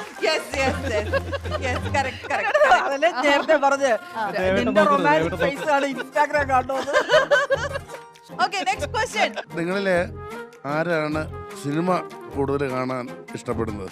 ഏറ്റവും കൂടുതൽ മൂവി കാണുന്നത് ആരാണ്? ആഹാ, അയ്യോ, തെറ്റിപ്പോയി. രണ്ടുപേരും പരസ്പരമാണ് പറഞ്ഞത്. കാരണം ഞാനല്ലേ അവളെ കൊണ്ടുപോകുന്നത്, അവളല്ലേ എന്നെ കൊണ്ടുപോകുന്നത്. അല്ല, ഞാൻ വെച്ചെന്താ, ദേവേട്ടൻ രാത്രി മുഴുവൻ ഇരുന്ന് OTT മൂവീസ് കാണും. 3 മണി 4 മണി വരെ. പുള്ളി ഉറങ്ങുന്ന ടൈം ഇപ്പോഴും അമേരിക്കൻ ടൈം മാറിയിട്ടില്ല. ഞാൻ ആ സമയത്ത് ഉറക്കോ, ആ ഷൂട്ടൊക്കെ കഴിഞ്ഞാൽ ഞാൻ ഉറങ്ങും. ദേവേട്ടൻ കിടക്കുന്ന 4 മണിക്കും കണ്ട, എഴുന്നേക്കുന്ന 11 മണി. ഞാൻ സിനിമ കാണാൻ നമ്മൾ വിചാരിക്കാം, സിനിമയല്ല. ദേവേട്ടൻ എന്താ കാണുന്നത്? ഇപ്പൊ പറയണം. കേരളം അറിയാൻ ആഗ്രഹിക്കുന്നു. ദേവേട്ടൻ എന്താണ് കാണുന്നത് ഈ വെളുപ്പിന് 4 മണി വരെ? അശ്വതി, റീൽസ്. വല്ലപ്പോഴും ഒരു ഇംഗ്ലീഷ് മൂവി ഞാൻ കാണുന്നേ ഉള്ളൂ. കാരണം മലയാളത്തിലൊക്കെ ഞാൻ കൊണ്ടുപോകണം.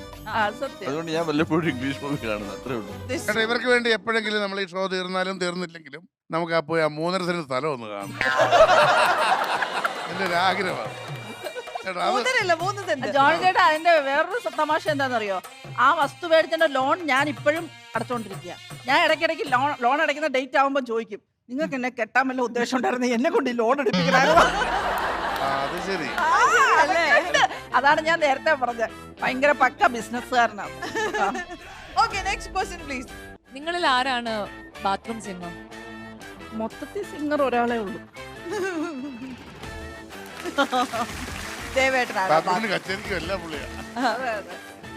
അടുത്ത ക്വസ്റ്റ്യൻ ചോദിക്കട്ടെ.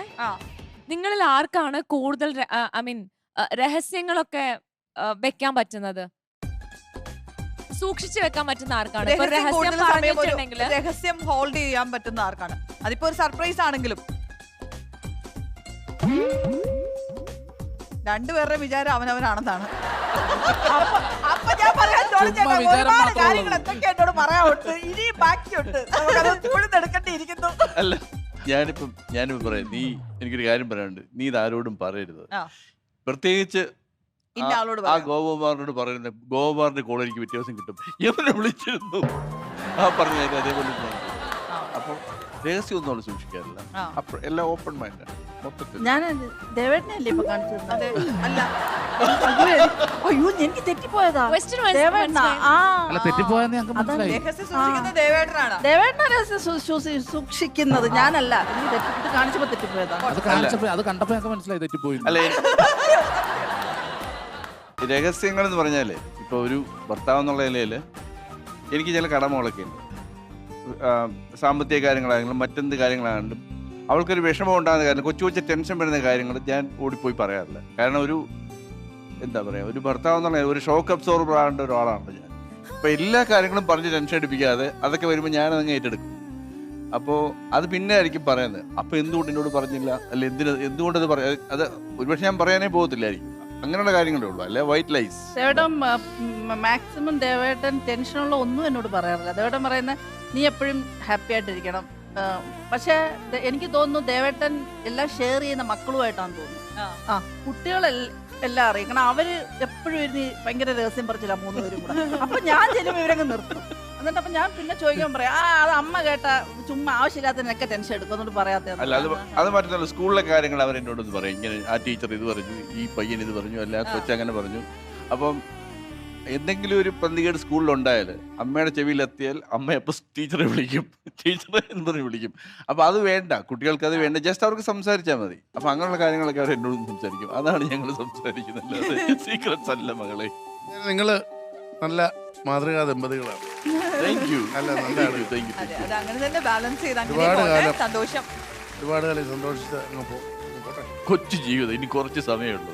ഇനി അടിച്ചു പിരിഞ്ഞിരിക്കാൻ സമയമൊന്നുമില്ല. ഈ ദേവയുടെ മുമ്പേ പറഞ്ഞില്ലേ അങ്ങനെ സമ്മാനങ്ങളൊന്നും മേടിച്ചു കൊടുത്തിട്ടില്ല, അല്ലെങ്കിൽ ഒരു ചിക്കന്റെ സമ്മാനങ്ങൾ എന്ന് പറയുന്ന ഈ നമ്മുടെ സ്പെഷ്യൽ ഡേയ്സ് നമുക്ക് കിട്ടുന്ന അതില്ല. അല്ലാതെ പുള്ളി വെറുതെ ഇരിക്കുമ്പോ നമുക്ക് അങ്ങോട്ട് പോയി അങ്ങനെയൊക്കെ വേങ്ങാറുണ്ട്. അല്ലാതെ ഒരു മറ്റൊന്നും കൊണ്ടല്ലേ ശരി. എന്താണെന്ന് വെച്ചാൽ ഇപ്പോൾ ഒരു ബർത്ത്ഡേ വന്നു, അല്ലെങ്കിൽ ഒരു സ്പെഷ്യൽ ഒക്കേഷൻ, ആ സമയത്ത് ഞാൻ സമ്മാനം വാങ്ങിച്ച് കൊടുത്തുകൊണ്ടിരുന്നു കഴിഞ്ഞാൽ ഒരുപക്ഷെ ഞാനവിടെ ഇല്ലെങ്കിലോ അല്ലെങ്കിൽ അത് കൊടുക്കാൻ വന്നാൽ അവർക്കത് മനസ്സിൽ വിഷമമായിട്ട് വരും. അതെ. അപ്പൊ ഞാൻ ചെയ്യുന്നത് എന്താ വെച്ചാല് എനിക്ക് അങ്ങനെ പ്രത്യേക ഒക്കേഷൻ വേണ്ട. ഞാൻ എന്തെങ്കിലും ഇപ്പം അമ്മുന് പറ്റിയ ഒരു ഡ്രസ്സ് കണ്ടു കഴിഞ്ഞാൽ ഞാനത് പോയി വാങ്ങിച്ചിട്ട് ഇങ്ങോട്ട് കൊടുക്കും. അല്ലെങ്കിൽ അവർക്ക് എന്തെങ്കിലും ഇഷ്ടമുള്ള കാര്യമാണ് അതൊക്കെ ചെയ്യും. പക്ഷെ അങ്ങനെയാണെങ്കിൽ ഞാൻ ഒരു ചോദ്യം ചോദിക്കട്ടെ. മക്കളുടെ ബർത്ത്ഡേ ഒക്കെ കറക്റ്റ് പുള്ളി അവർക്ക് ഗിഫ്റ്റ് ഒക്കെ വാങ്ങിച്ചു കൊടുക്കും. ഓർത്തു വെച്ചു ഞാൻ പോലും അറിയില്ല ഈ പറഞ്ഞ സർപ്രൈസ് ആയിട്ട് മക്കളുടെ രണ്ടുപേരുടെ ബർത്ത്ഡേക്ക് ഇത് ചെയ്യുന്നുണ്ട്. അപ്പം ഇത് എന്നെ മനഃപൂർവ്വം ഒഴിവാക്കുന്നതല്ലേ? പക്ഷെ കുട്ടികളെന്ന് പറയുമ്പോൾ അവരുടെ ആ എന്തൂസിയാസവും എന്തെങ്കിലും കാണുമ്പോഴുള്ള ആ നോവൽറ്റിയും ആ എക്സൈറ്റ്മെന്റും അത് അവർ ഇപ്പൊ അനുഭവിച്ചില്ല, പിന്നെ അവർക്ക് അനുഭവിക്കാൻ പറ്റത്തില്ല. അല്ല, പക്ഷെ ആ കൂടെ ഇവിടെ അതൊന്നും വേണം. കാരണം ആ ഒരു സന്തോഷമൊക്കെ അനുഭവിക്കേണ്ട ആളല്ലേ. എല്ലാവർക്കും ഗിഫ്റ്റ് ഒക്കെ കിട്ടി, എനിക്ക് മാത്രമേ അങ്ങനെ തരാത്ത. ഇനിയിപ്പം ഡിസംബർ 7-ാം തീയതി വെഡിങ് ആനിവേഴ്സറി വരും. എന്തായാലും ഗിഫ്റ്റ് കൊടുത്തുള്ള കാര്യമല്ല. ഇനി ഇത് കേട്ടോ, ഇവിടെ ആരെന്ത് കൊടുത്താലും നമുക്കൊരിക്കലും വിജയനും തോപ്പിക്കാൻ പറ്റില്ല. നമ്മൾ പിന്നെ എന്തിനാ വെറുതെ ഇവിടെ നെഞ്ചത്ത് ടാറ്റു ചെയ്തിട്ടിരിക്കുന്ന ആൾക്കാരുണ്ട്, മറക്കരുത്. മിക്കവാറും അടുത്ത വിജയന്റെ കുട്ടിയുടെ ബർത്ത്ഡേ വരുമല്ലോ. മൊത്തത്തിൽ ഒന്നാമത്തെ കാര്യം അതാ, ഒരുത്തൻ ടാറ്റു അടിച്ചു, ഒരാള് ടാജ്മഹൽ. ഇതിന്റെ പുറത്ത് ഞാൻ എന്ത് ചെയ്യാനായിരുന്നു? അല്ല, അത് മാത്രമല്ല, എന്നെ ദേവേട്ടൻ പ്രപ്പോസ് ചെയ്തിട്ടില്ല. സീരിയസ് ആയിട്ട്. അയ്യോ, അത് ഞാൻ അല്ല പ്രപ്പോസ് ചെയ്തില്ല. ദേവേട്ടൻ പ്രപ്പോസ് ചെയ്ത ആരോടാന്നറിയോ? മക്കളോടാണ് ദേവേട്ടൻ പ്രപ്പോസ് ചെയ്തത്. എന്റെ ബർത്ത്ഡേയുടെ അന്ന്, November 1 എന്റെ ബർത്ത്ഡേ. കേരളപ്പിറവിയുടെ അന്ന് എന്റെ ബർത്ത്ഡേ November 1 ബർത്ത്ഡേ. നേരത്തെ പറയാത്തെ നമ്മളിവിടെ കേരളപ്പിറവി എന്ന് പറഞ്ഞിട്ട് ഇങ്ങോട്ട് റാംബോ ഒക്കെ നടത്തിയിട്ട് ഇവിടെ വന്നിരിക്കുമ്പോ ബർത്ത്ഡേ ആണ് പോലും. അല്ല, അങ്ങനെ ബർത്ത്ഡേയുടെ അന്ന് നമ്മുടെ കല്യാണത്തിന് മുന്നേ ഉള്ള ബർത്ത്ഡേയുടെ അന്ന് ഈ ദേവേട്ടനും മക്കള് ഞങ്ങളെല്ലാവരും ഡിന്നറിന് പോയിട്ട് അവിടെ വെച്ച് മക്കളോടാ ദേവേട്ടൻ ചോദിക്കുന്നത്, നിങ്ങളുടെ അമ്മയെ ഞാൻ കെട്ടിക്കോട്ടെ എന്ന് നിങ്ങളുടെ ചേട്ടൻ ചോദിച്ചത്. അത് ഭയങ്കര രസകരമായ ചോദ്യമൊക്കെ ആയിരുന്നു. ഫുഡ് കഴിക്കാൻ എൻ്റെ ഫുഡ് കഴിക്കാൻ അങ്ങോട്ട് എടുക്കുമ്പോഴാണ് ഒരു കാര്യം പറഞ്ഞോട്ടെ എന്ന് പറഞ്ഞിട്ട് ഒന്ന് ആലോചിച്ച് നോക്കിയേ. അവർക്ക് നല്ല നല്ല സ്മാർട്ട് ആളുണ്ട് കുട്ടികളാണ്. അപ്പോൾ ഈ ഞാനെന്ന് പറഞ്ഞ ഈ കഥാപാത്രം അവരുടെ ജീവിതത്തിലേക്ക് എൻ്റർ ചെയ്ത് കഴിഞ്ഞാൽ എന്നെ അവരും കൂടെ സഹിക്കണ്ടേ. അപ്പോൾ അവർക്ക് എന്നെ ഇഷ്ടപ്പെട്ടില്ലെങ്കിൽ അവിടുത്തെ താളം മുഴുവൻ തെറ്റും. നമുക്ക് ഈ ശ്രീമതി എങ്ങനെയെങ്കിലുമൊക്കെ അഡ്ജസ്റ്റ് ചെയ്ത് ട്യൂൺ ചെയ്ത് കൊണ്ടുപോകാം. പക്ഷെ കുട്ടികൾ അങ്ങനെയല്ലല്ലോ. അപ്പോൾ അവർക്ക് എന്നെ പൂർണ്ണമായിട്ടും അക്സെപ്റ്റ് ചെയ്യാൻ പറ്റിയില്ലെങ്കിൽ ആ കുടുംബത്തിന് താളം അങ്ങനെ താളം തെറ്റിക്കാനല്ലോ നമ്മൾ കല്യാണം കഴിക്കുന്നത്. താളാത്മകത ഉണ്ടാക്കാനാണ് നമ്മൾ കല്യാണം കഴിക്കുന്നത്. അതുകൊണ്ടാണ് എന്നോട് ചോദിച്ചത്. അല്ല ജോണി ചേട്ടാ, നമ്മുടെ നാട്ടുപുറത്തൊക്കെ ഒരു പറച്ചിലുണ്ട്, നമ്മൾ ഭാര്യയെ നമ്മൾ വീട്ടുകാരി എന്ന് വിളിക്കും, അല്ലെങ്കിൽ ഭർത്താവിനെ വീട്ടുകാരൻ എന്ന് വിളിക്കും. പക്ഷെ എനിക്ക് അവളെ വീട്ടുകാരി എന്ന് വിളിക്കാനുള്ള യോഗ്യതയില്ല. കാരണം നമുക്ക് വീടില്ല. അവളിങ്ങനെ 3 സെന്റും 1 മുറിയും പറഞ്ഞ് കുറെ കാലമായിട്ട് ഇങ്ങനെ നടക്കുന്നുണ്ട്. എനിക്ക് 3 സെന്റ് എന്റെ ലൈഫിൽ ഉണ്ടായ കുറെ അനുഭവങ്ങളുണ്ട് ജോണി ചേട്ടാ. ആ അനുഭവങ്ങളിൽ നിന്ന് നമ്മൾ പഠിക്കുന്ന പാഠമാണല്ലോ പിന്നീട് നമ്മളെ ജീവിതത്തിൽ. അപ്പം ആ അനുഭവങ്ങളിൽ നിന്ന് ഞാൻ എടുത്തൊരു തീരുമാനം, എന്റെ പേരിൽ എനിക്ക് 1 മുറിയെങ്കിലും 1 സെന്റിലായാലും എന്റെ പേരിൽ എനിക്ക് വേണം. അപ്പോൾ ഇപ്പോഴത്തെ ലൈഫ് എന്ന് പറയുമ്പോൾ ഫ്ലാറ്റിലാണ് ജീവിക്കുന്നത്. അപ്പം ഇതാ എൻ്റെ വീട്ടുകാരി എന്ന് ചിലപ്പം നാടൻ ഭാഷ പറയണമെന്നുണ്ട്. പക്ഷേ ഇതാ എൻ്റെ ഫ്ലാറ്റുകാരി എന്ന് എനിക്ക് പറയാൻ പറ്റും. കാരണം വീടില്ല, വീട്ടുകാരി എന്ന് പറയാൻ. അപ്പം ഞാൻ ഇങ്ങനെ ആലോചിക്കായിരുന്നു, ഇപ്പം കേരളപ്പിറവിയൊക്കെയാണ്, പിന്നെ ഇപ്പം ബർത്ത്ഡേ ആണ്, എന്തെങ്കിലുമൊക്കെ സർപ്രൈസ് കൊടുത്തില്ലെങ്കിൽ എനിക്ക് ഈ വക കാര്യങ്ങൾ വരുമെന്നറിയാം. അപ്പം ഞാൻ വിചാരിച്ചു എന്തെങ്കിലും എൻ്റെ ഭാര്യയ്ക്ക് കൊടുക്കണ്ടേ. തീർച്ചയായിട്ടും. അപ്പോൾ കൊടുക്കുന്നതിന് മുമ്പ് ഞാൻ വിചാരിച്ചു എന്താ പറയണേ, എൻ്റെ ഒരു കൊടുക്കുമ്പോൾ ഗിഫ്റ്റ് കൊടുക്കുമ്പോൾ ഈ കൊടുക്കുന്ന ആളെ കുറിച്ചുള്ള ഒരു ഫീലിങ്സ് കൂടെ പറയണമല്ലോ. എന്താ വയലാറിന്റെ ഒരു പാട്ടുള്ളത് ചോദിച്ചേട്ടാ, ചന്ദ്രകളഭം ചാർത്തി ഉറങ്ങും തീരം. ഞാൻ പാടിപ്പോയ കുളവാ, അതുകൊണ്ട് ഞാൻ പാടുന്നില്ല. ഇന്ദ്രധനുസിൻ തൂവൽ കൊഴിയും തീരം, ഈ തീരത്തിനി ഒരു ജന്മം കിട്ടുമോ? ഇല്ല, അങ്ങനെ ഒരു പാട്ടല്ലേ? ഈ പാടിയ പാട്ടും ആ സിനിമയും തമ്മിലേ ഒരു റിയൽ എസ്റ്റേറ്റ് ബന്ധമുണ്ട്. കൊട്ടാരം വിൽപ്പനയ്ക്ക്.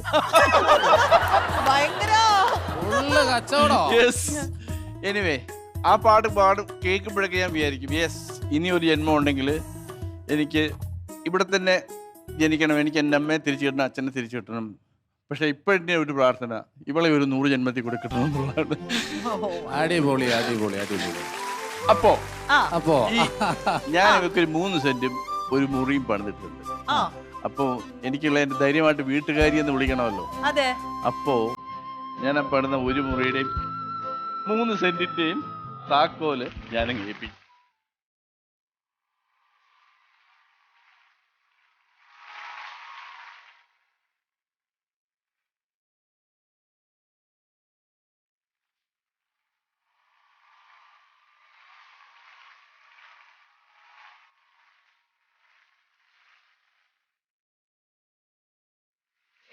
കൊടുക്കണ വീട്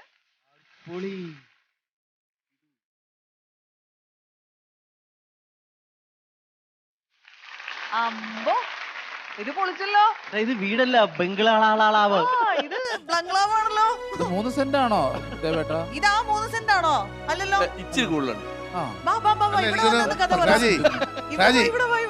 ഒരു മുറി 3 സെന്റ്. ഒരു മുറി 3 സെന്റ്. അതാ സംഭവം എന്താ? സത്യം പറ. അല്ല, സത്യം എന്ന് പറഞ്ഞാല് ഞാൻ അത് കായൽക്കരല്ല. അപ്പൊ വല്ല ഷൂട്ടിന് വല്ലതും കൊടുത്ത് ജീവിക്കാന്ന് വിചാരിച്ച് ഞാൻ ഇങ്ങനെയൊക്കെ ഉണ്ടാക്കിയാണ്. അപ്പോ ഷൂട്ടിന് കൊടുക്കാൻ വേണ്ടിട്ട് ഉണ്ടാക്കിയ എന്തിനെങ്കിലും ഒക്കെ വല്ല കൊച്ചു റിസോർട്ടോ അങ്ങനെയൊക്കെ ഉള്ള. അപ്പോ എനിക്ക് അന്നൊന്നും ഇന്ത്യയിൽ നിൽക്കാനുള്ള താല്പര്യമൊന്നുമില്ല. ഞാൻ സ്പെയിനിൽ പോകില്ലേ, അപ്പോൾ അതിനുവേണ്ടി ഉണ്ടാക്കിയാണ്. അപ്പം പിന്നാണ് ഒരു ജീവിതവും ഭാര്യയും കുടുംബവും ഒക്കെ വന്നത്. അപ്പോൾ അത് അവളെ എങ്ങനെ ഏൽപ്പിക്കാം, വീട്ടുകാരിയല്ലേ. അപ്പോൾ 3 സെന്റ് ഒരു മുറിയും ഓക്കെ അല്ലേ? ഓക്കെ അല്ലേ? വീട് കണ്ടിട്ടുണ്ടായിരുന്നില്ല. അടിപൊളി ദേവേട്ടാ. യമുന ചേച്ചി കണ്ടിട്ടില്ല ഈ വീട് മുമ്പേ? പിന്നെ ഷൂട്ടിങ്ങിന് കൊടുക്കാൻ വേണ്ടി പുള്ളി ബിസിനസ് ആവശ്യം. ഇത് നമ്മുടെ കല്യാണത്തിന് മുന്നേ കെട്ടുക, ഷൂട്ടും കാര്യത്തിനും വേണ്ടി. ഷൂട്ടിങ്ങിന് കൊടുക്കാനാന്ന് പറഞ്ഞു കുറെ നാളായിട്ട് പണിതോണ്ടിരിക്കുന്ന ഒരു വീടാണിത്. പക്ഷെ ഇത് ആക്ച്വലി എന്നിട്ട് ഇടയ്ക്ക് പറഞ്ഞു അത് വിൽക്കാൻ പോവാ, വിൽക്കും, ആരെങ്കിലും വന്നത് ഞാൻ വിൽക്കാൻ പോവാ. 3 സെന്റ് അല്ല, അതല്ല, 3 സെന്റിന് ലോൺ അടച്ചോണ്ടിരിക്കുക. ഞാൻ ലോൺ അടച്ചോണ്ടിരിക്കുക. ചേച്ചി നാളെ തന്നെ പോയി ഇത് തന്നെയാണ് അതിന്റെ ഒറിജിനൽ താക്കോലെന്ന് നോക്കി തുറന്ന് സാക്ഷിയുണ്ട്. പിന്നെ കേരളം മൊത്തം കണ്ടില്ല, ലോകം മൊത്തം കണ്ടില്ല. ഇനിയിപ്പോ മാറാൻ പറ്റൂല, ഇനി മാറാൻ പറ്റൂല. എന്തായാലും ഗംഭീരമാവട്ടെ. പുതിയ സമ്മാനവും പുതിയ ജീവിതവും എല്ലാം.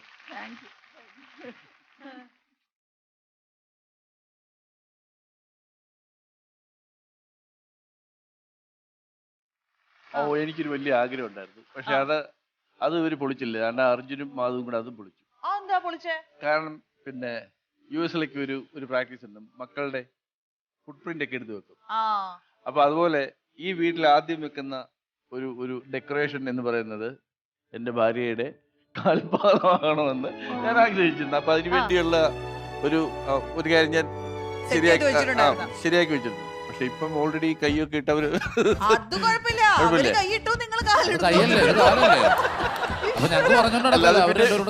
അല്ല, നിങ്ങളെല്ലാം ഇനി കാണണ്ടില്ല എന്ന് വിചാരിച്ചിട്ട് ഞാൻ പറയാം കേട്ടോ. വെളുപ്പിട്ടല്ലേ ഷാജി ഇപ്പൊ തലയിടും.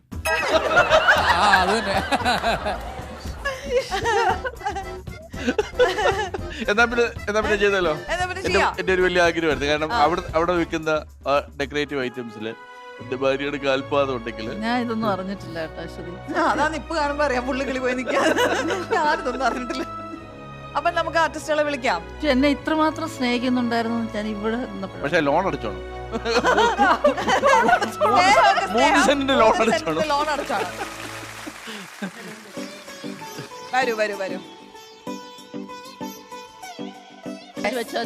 അപ്പൊ ഇതില് കാല് വെച്ചിട്ട് ചേച്ചിയുടെ ഒരു ഫുട് പ്രിന്റ് എടുക്കാൻ പോവാണ്. വരവായി നീ എൻ ജീവനിൽ തെളിവാനിലേ നിറതാരമായി പതിവായി നിൻ പിന്നാലെ എൻ മിഴിയോടിയോ കൊതിയോടെയോ തൊട്ടാലോ പൂവായി മാറും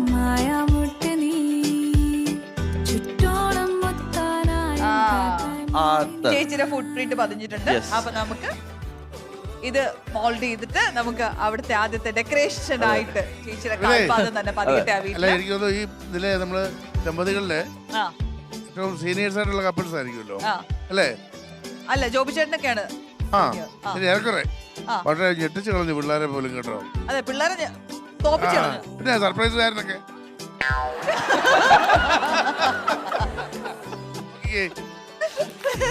made for each other, made in USA എല്ലാം. ഓക്കെ, അപ്പം അടിപൊളി. എഗെയിൻ നമ്മൾ വീണ്ടും വീണ്ടും ഇവിടെ മനോഹരങ്ങളായ നിമിഷങ്ങൾക്ക് സാക്ഷ്യം വഹിക്കുകയാണ്. അപ്പം ഒരുപാട് സന്തോഷം. ഈ സ്നേഹവും സന്തോഷവും എന്നും ഇങ്ങനെ ഉണ്ടായിരിക്കട്ടെ. Touch good. നമ്മുടെ ഈ വേദിയിലേക്ക് അടുത്തതായിട്ട് കടന്നു വരുന്നു നമ്മുടെ സ്വന്തം സ്റ്റെബിനും വിനീഷയും. ചെമ്മാനം തോൽക്കണ പെണ്ണുണ്ടെന്നേ പണ്ടാരി ചൊല്ലിയ നെഞ്ചുണ്ടെന്നേ പ്രണയാർദ്രം ചൊരിയും മിഴിവായി നമ്മൾ ചേരുന്ന നേരങ്ങൾ ഓരോ നീതാ. നേരത്തെയുള്ള എപ്പിസോഡുകളിലൊക്കെ ഇവർ പറഞ്ഞായിരുന്നു ഇവർക്ക് എന്താണ് ഒരുമിച്ച് യാത്ര ചെയ്യാൻ ഇഷ്ടമാണ്, അങ്ങനെ കുറെ കോമൺ ഫാക്ടർ ഉള്ളത് കൊണ്ടാണ് നിങ്ങൾ കണക്റ്റഡ് ആയത് എന്നൊക്കെ പറഞ്ഞായിരുന്നു. ഇത് കല്യാണം കഴിഞ്ഞിട്ട് ഇപ്പൊ നമ്മൾ ഈ ഒരുമിച്ച് ജീവിക്കാൻ തുടങ്ങുമ്പോഴാണല്ലോ നമ്മൾ ലൈഫിന്റെ വേറെ ഒരു ഫേസിലേക്ക് കിടക്കുന്നത്. അപ്പൊ നിങ്ങൾക്ക് എങ്ങനെയാണ് ആ ഒരു കല്യാണത്തിന് മുമ്പും കല്യാണത്തിന് ശേഷം അങ്ങനെ ഭയങ്കര ഒരു മേജർ ചേഞ്ച് അങ്ങനെയൊക്കെ അങ്ങനെ എന്തെങ്കിലും തോന്നിയിട്ടുണ്ടോ വിനീഷ? അങ്ങനെ പ്രത്യേകിച്ചൊരു മേജർ ചേഞ്ച് തോന്നിയിട്ടില്ല. അങ്ങനെ തോന്നേണ്ട കാര്യമൊന്നുമില്ലല്ലോ. അതുപോലെ തന്നെയാണ് ഇപ്പോഴും നമ്മൾ മുന്നോട്ട്. അല്ല യൂഷ്വലി നമ്മളിപ്പോ പറയാറുണ്ട്, നമ്മളിപ്പോ പ്രണയിച്ച് നടക്കുന്ന സമയത്ത് ഫോൺ ചെയ്യുമ്പോൾ നമുക്ക് അറിയില്ല അയാൾ ഇപ്പൊ എത്രത്തോളം വൃത്തിയുടെ കാര്യത്തിൽ ശ്രദ്ധിക്കുന്ന ആളാണ്. ഇപ്പൊ കുളിക്കാൻ കയറി കഴിഞ്ഞാൽ എത്ര സമയം എടുക്കും? ഒരു സിമ്പിൾ എക്സാമ്പിൾ, കുളിക്കാൻ കയറി എത്ര സമയം എടുക്കും, കുളിച്ചു കഴിഞ്ഞാൽ തോർത്ത് എവിടെ ഇടും എന്നുള്ള കാര്യം നമുക്ക് അറിയില്ല. ഇത് കൂടെ ജീവിക്കുമ്പോഴേ മനസ്സിലാവുള്ളൂ. അത് പറഞ്ഞപ്പോഴത്തേക്ക് സ്റ്റെബിനൊന്നും താഴോട്ട് നോക്കി പറയുന്ന പോലെ നേരത്തെ മാധു പറഞ്ഞതുപോലെ തന്നെ എന്ന് വെച്ചാൽ ഒരാള് മുന്നേ ഫോൺ ചെയ്യുമ്പോൾ ഉള്ളൊരു ഡിഫറൻസിൽ നിന്ന് 24 hours നമ്മുടെ കൂടെ ഉള്ളൊരു ഡിഫറൻസ്. അല്ലാതെ ലൈഫിൽ എനിക്ക് മേജർ ചേഞ്ചസ് ഒന്നും വന്നിട്ടില്ല എന്നാ പറഞ്ഞത്. നിങ്ങൾക്ക് ഇപ്പൊ ലൈഫിൽ എന്തെങ്കിലും ഇപ്പൊ ഒരു വർഷം അല്ലെ കല്യാണം 1.5 വർഷം, ഈ 1.5 വർഷത്തിനിടയ്ക്ക് എന്തെങ്കിലുമൊക്കെ മൊമെന്റ്സ് ഉണ്ടായിട്ടുണ്ടോ? ഓ ശരിക്കും നമ്മൾ ഒരുമിക്കേണ്ടവർ തന്നെയായിരുന്നു കേട്ടോ എന്നൊക്കെ പറഞ്ഞിട്ട് അങ്ങനെ തോന്നുന്ന മൊമെന്റ്സ് ഉണ്ടായിട്ടില്ല? അല്ല അത് ആക്ച്വലി അത് ഞങ്ങള് തന്നെ പറയുമ്പോ ഒരു സുഖമല്ലോ. അല്ല നിങ്ങൾക്ക് അങ്ങനെ ഫീൽ ചെയ്തിട്ടുണ്ടോ? ഫീൽ ചെയ്തുകൊണ്ട് ചെയ്യുന്നത് കൊണ്ടാണല്ലോ നമ്മൾ കല്യാണം കഴിച്ചത്. വിനീഷയുടെ ഫ്രണ്ട്സ് വിനീഷയോട് പറയാറുണ്ട്, വിനീഷ നീ നിന്റെ ജീവിതത്തിൽ നീ ആഗ്രഹിച്ചതുപോലെ തന്നെ ഒരു ഭർത്താവിനെ നിനക്ക് കിട്ടി എന്ന് ഇവളുടെ ഫ്രണ്ട്സ് എപ്പോഴും പറയും. ചോദിച്ചു നോക്ക്, ഞാൻ നോണ പറയുന്നല്ലോ. ശരിയാണ്. ഇന്നലെ കൂടെ ഞാൻ ഇവിടെ വന്നപ്പോ എന്റെ ഒരു ഫ്രണ്ടിനെ കാണാൻ പോയിട്ടുണ്ടായിരുന്നു, കൃഷ്ണശ്രീ ചേച്ചി. അപ്പൊ ചേച്ചി ഇങ്ങനെ നമ്മൾ പണ്ടിങ്ങനെ കോളേജിലൊക്കെ പഠിക്കുമ്പോൾ ഇങ്ങനെ ഡിസ്കസ് ചെയ്യുമല്ലോ, ഇങ്ങനെയുള്ള അപ്പിയറൻസ് ഇപ്പോൾ നമ്മൾ പറയുമല്ലോ ഇങ്ങനെയുള്ള ഒരാളായിരിക്കണം നമുക്ക് വേണ്ടത്. അപ്പൊ എല്ലാ അപ്പൊ മെഡിക്കൽ കോളേജിലും ഡിസ്കഷൻ അതൊക്കെയാ നമ്മൾ വിചാരിച്ചു ഒരു ഭയങ്കര അതിപ്പോ വായനോണ്ടും ഡിസ്കഷനൊന്നും ഇല്ലാത്ത. പിന്നെ അതുപോലെ അത്യാവശ്യം ട്രാവലിംഗ് അതെനിക്ക് ഭയങ്കര നിർബന്ധമായിരുന്നു. ട്രാവൽ ചെയ്യാതെ വീട്ടിനുള്ളിൽ തന്നെ ഇരിക്കുന്ന ഒരാളെ എനിക്ക് തീരെ താല്പര്യം ഉണ്ടായിരുന്നില്ല. അത്യാവശ്യം ട്രാവൽ ചെയ്യുന്ന ഒരാളായിരിക്കണം. നമുക്കൊന്ന് ബീച്ചിൽ പോകാം, അതല്ലെന്നുണ്ടെങ്കിൽ പിന്നെ എനിക്ക് ബീച്ചിൽ പോകാൻ ഇഷ്ടമല്ലാത്ത ഒരാളാണ്, അത് നേരത്തെ പറഞ്ഞിരിക്കുന്നത്. ബീച്ചിലെ ക്രൗഡ് ഇഷ്ടമല്ല. ബാക്കിയുള്ള ഇപ്പൊ മോളിൽ പോയി കഴിഞ്ഞാൽ ക്രൗഡ് കുഴപ്പമില്ല, ബീച്ചിലെ ക്രൗഡ് ഇഷ്ടമില്ല. ബീച്ചിലെ കാറ്റടിച്ച തലവേദന ഒരു പ്രത്യേക രീതിയിൽ എനിക്കറിയത്തില്ല. ഉള്ളടക്കത്തിൽ അമലയ്ക്കും ഇതേ അസുഖമായിരുന്നു. ഓക്കെ, അപ്പൊ എന്തായാലും നിങ്ങൾ ഇവിടെ വന്ന് നിങ്ങൾ ഈ സ്റ്റേജിൽ ഇങ്ങനെ മുഴുവനെ കിട്ടിയ സ്ഥിതിക്ക് എന്തോ പണി തരാനുള്ള പരിപാടിയാണെന്ന് തോന്നുന്നു. ഇപ്പൊ ഇൻട്രൊഡക്ഷൻ ഒന്നും കൊടുക്കേണ്ട കാര്യമില്ല, പിള്ളേർക്ക് കാര്യം പണി വരുന്നുണ്ട് അവറാച്ച എന്ന് പറഞ്ഞ പോലെ. നമ്മള് വളരെ ബേസിക് ആയിട്ടുള്ള ചില സംഭവങ്ങളൊക്കെയാണ് കേട്ടോ നിങ്ങൾക്ക് തരാൻ പോകുന്നത്. സ്ലേറ്റും പെൻസിലും നമ്മുടെ പ്രോപ്പർട്ടി കൊണ്ടുവരൂ. അപ്പൊ നമ്മൾ ഇവർക്ക് ചെറിയൊരു ടാസ്ക് കൊടുക്കാൻ പോകണം. നമ്മൾ ഇവരോട് കോമൺ ആയിട്ടൊരു ക്വസ്റ്റ്യൻ ചോദിക്കും, രണ്ടുപേരും ആൻസർ എഴുതണം. പരസ്പരം കാണിക്കാൻ പാടില്ല. നിങ്ങളത് ക്യാമറയിലേക്ക് കാണിച്ചു നമ്മുടെ പ്രേക്ഷകരെ കാണിച്ചു കൊടുക്കണം. അശ്വതി, ഡോക്ടർ എഴുതുന്ന ആർക്ക് മനസ്സിലാവാനാ? ശരിയാട്ടോ, ഡോക്ടർ എഴുതുന്ന ആർക്ക് മനസ്സിലാവാ അങ്ങനെ പറയണ. യൂഷ്വലി നമ്മൾ അങ്ങനെ പ്രിസ്ക്രിപ്ഷൻ എഴുതാൻ പാടില്ല എന്നാണ്, മനസ്സിലാവാത്ത രീതിയിൽ എഴുതാൻ പാടില്ല. പക്ഷെ നിങ്ങൾ എപ്പോഴും പ്രിസ്ക്രിപ്ഷൻ എഴുതുന്ന സമയത്ത് ഓരോ ലെറ്റേഴ്സും ക്യാപിറ്റൽ ലെറ്ററിൽ എഴുതണമെന്നാണ്, ഓരോ ലെറ്റേഴ്സ് ആയിട്ട് എടുത്ത് എഴുതണം. അങ്ങനെയാണ് ബൈ റൂൾ പറയുന്നത്, അങ്ങനെ എഴുതണമെന്നാണ്. ഇന്ന് വരെ ഒരു ഡോക്ടർ അങ്ങനെ എഴുതി നമ്മൾ കണ്ടിട്ടില്ല. മെഡിക്കൽ ഷോപ്പുകാർക്ക് കറക്റ്റ് മനസ്സിലാവുകയും ചെയ്യും. അത് നമ്മൾ ഒരു പ്രാവശ്യം വരച്ചാൽ നമ്മൾ ചുമ്മാ അപമാനിക്കുകയാണ്. അല്ല, നമ്മൾ ചുമ്മാ ഒരു പേപ്പർ എടുത്ത് കുത്തി വരച്ചിട്ട് മെഡിക്കൽ ഷോപ്പിൽ കൊടുത്താലും ആ മരുന്നെടുത്ത് വരും. അപ്പൊ ആദ്യത്തെ ക്വസ്റ്റ്യൻ എന്താന്ന് വെച്ചാ, നിങ്ങളിൽ ഏറ്റവും കൂടുതൽ സമയം സോഷ്യൽ മീഡിയ ഉപയോഗിക്കുന്നത് ആരാണ്?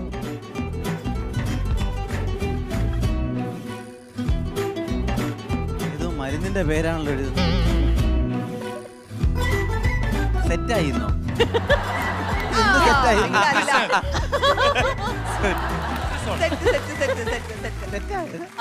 അത് രണ്ടുപേരും കോമൺ ആൻസർ അതിപ്പോ ഞാൻ പറയണമെന്നില്ല. ചേട്ടൻ ഇപ്പൊ ഫോളോവേഴ്സിന് തന്നെ അറിയായിരിക്കും. ഫുൾ ടൈം ഓൺലൈനിൽ ഉണ്ടാവും, എപ്പോഴും കാണുമല്ലേ? ഉണ്ടാവും. ഓക്കെ, നമ്മുടെ സ്റ്റെപ്പിന് ഏറ്റവും ഇഷ്ടമുള്ള ഫുഡ് എന്താണ്? ഏറ്റവും ഇഷ്ടപ്പെട്ട ഭക്ഷണം?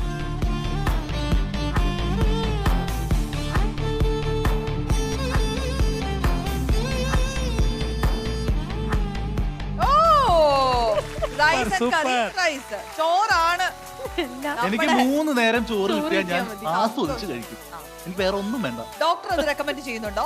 3 നേരം ചോറ് കഴിക്കുന്നത് ഡോക്ടർ റെക്കമെൻഡ് ചെയ്യുന്നുണ്ടോ?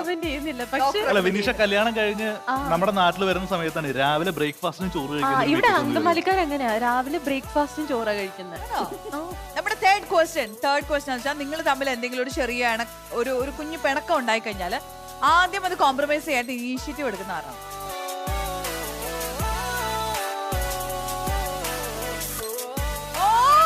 ഒരേ ആൻസർ. ഒരേ ആൻസർ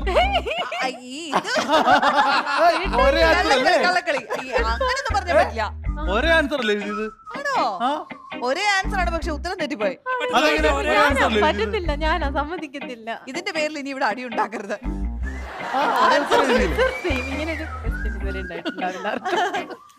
നിങ്ങളുടെ ഇടയില് നന്നായിട്ട് കള്ളം പറഞ്ഞ് ബലിപ്പിക്കാൻ അറിയുന്ന ആർക്കാണ്? ഇങ്ങനെ ചോദിക്കണോ? ഇങ്ങനെയൊക്കെ ചോദിക്കണം. ചേട്ടായി, ഞാൻ ഭയങ്കര നാച്ചുറൽ ആയിട്ട് കള്ളനാണ്. അല്ല, ഞാൻ ഭയങ്കര നാച്ചുറൽ ആയിട്ട് കള്ളം പറയും. ഞാൻ ഇവളോട് മാത്രമല്ല, അങ്ങനെ കള്ളം പറയുന്നില്ല. ഭയങ്കര ഒറിജിനാലിറ്റിയോടെ പറഞ്ഞു ഫലിപ്പിക്കും.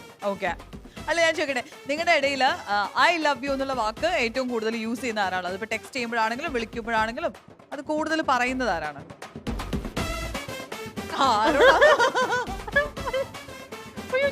വിനിഷയ്ക്ക് ഇത്ര കൺഫ്യൂഷൻ ആണോ?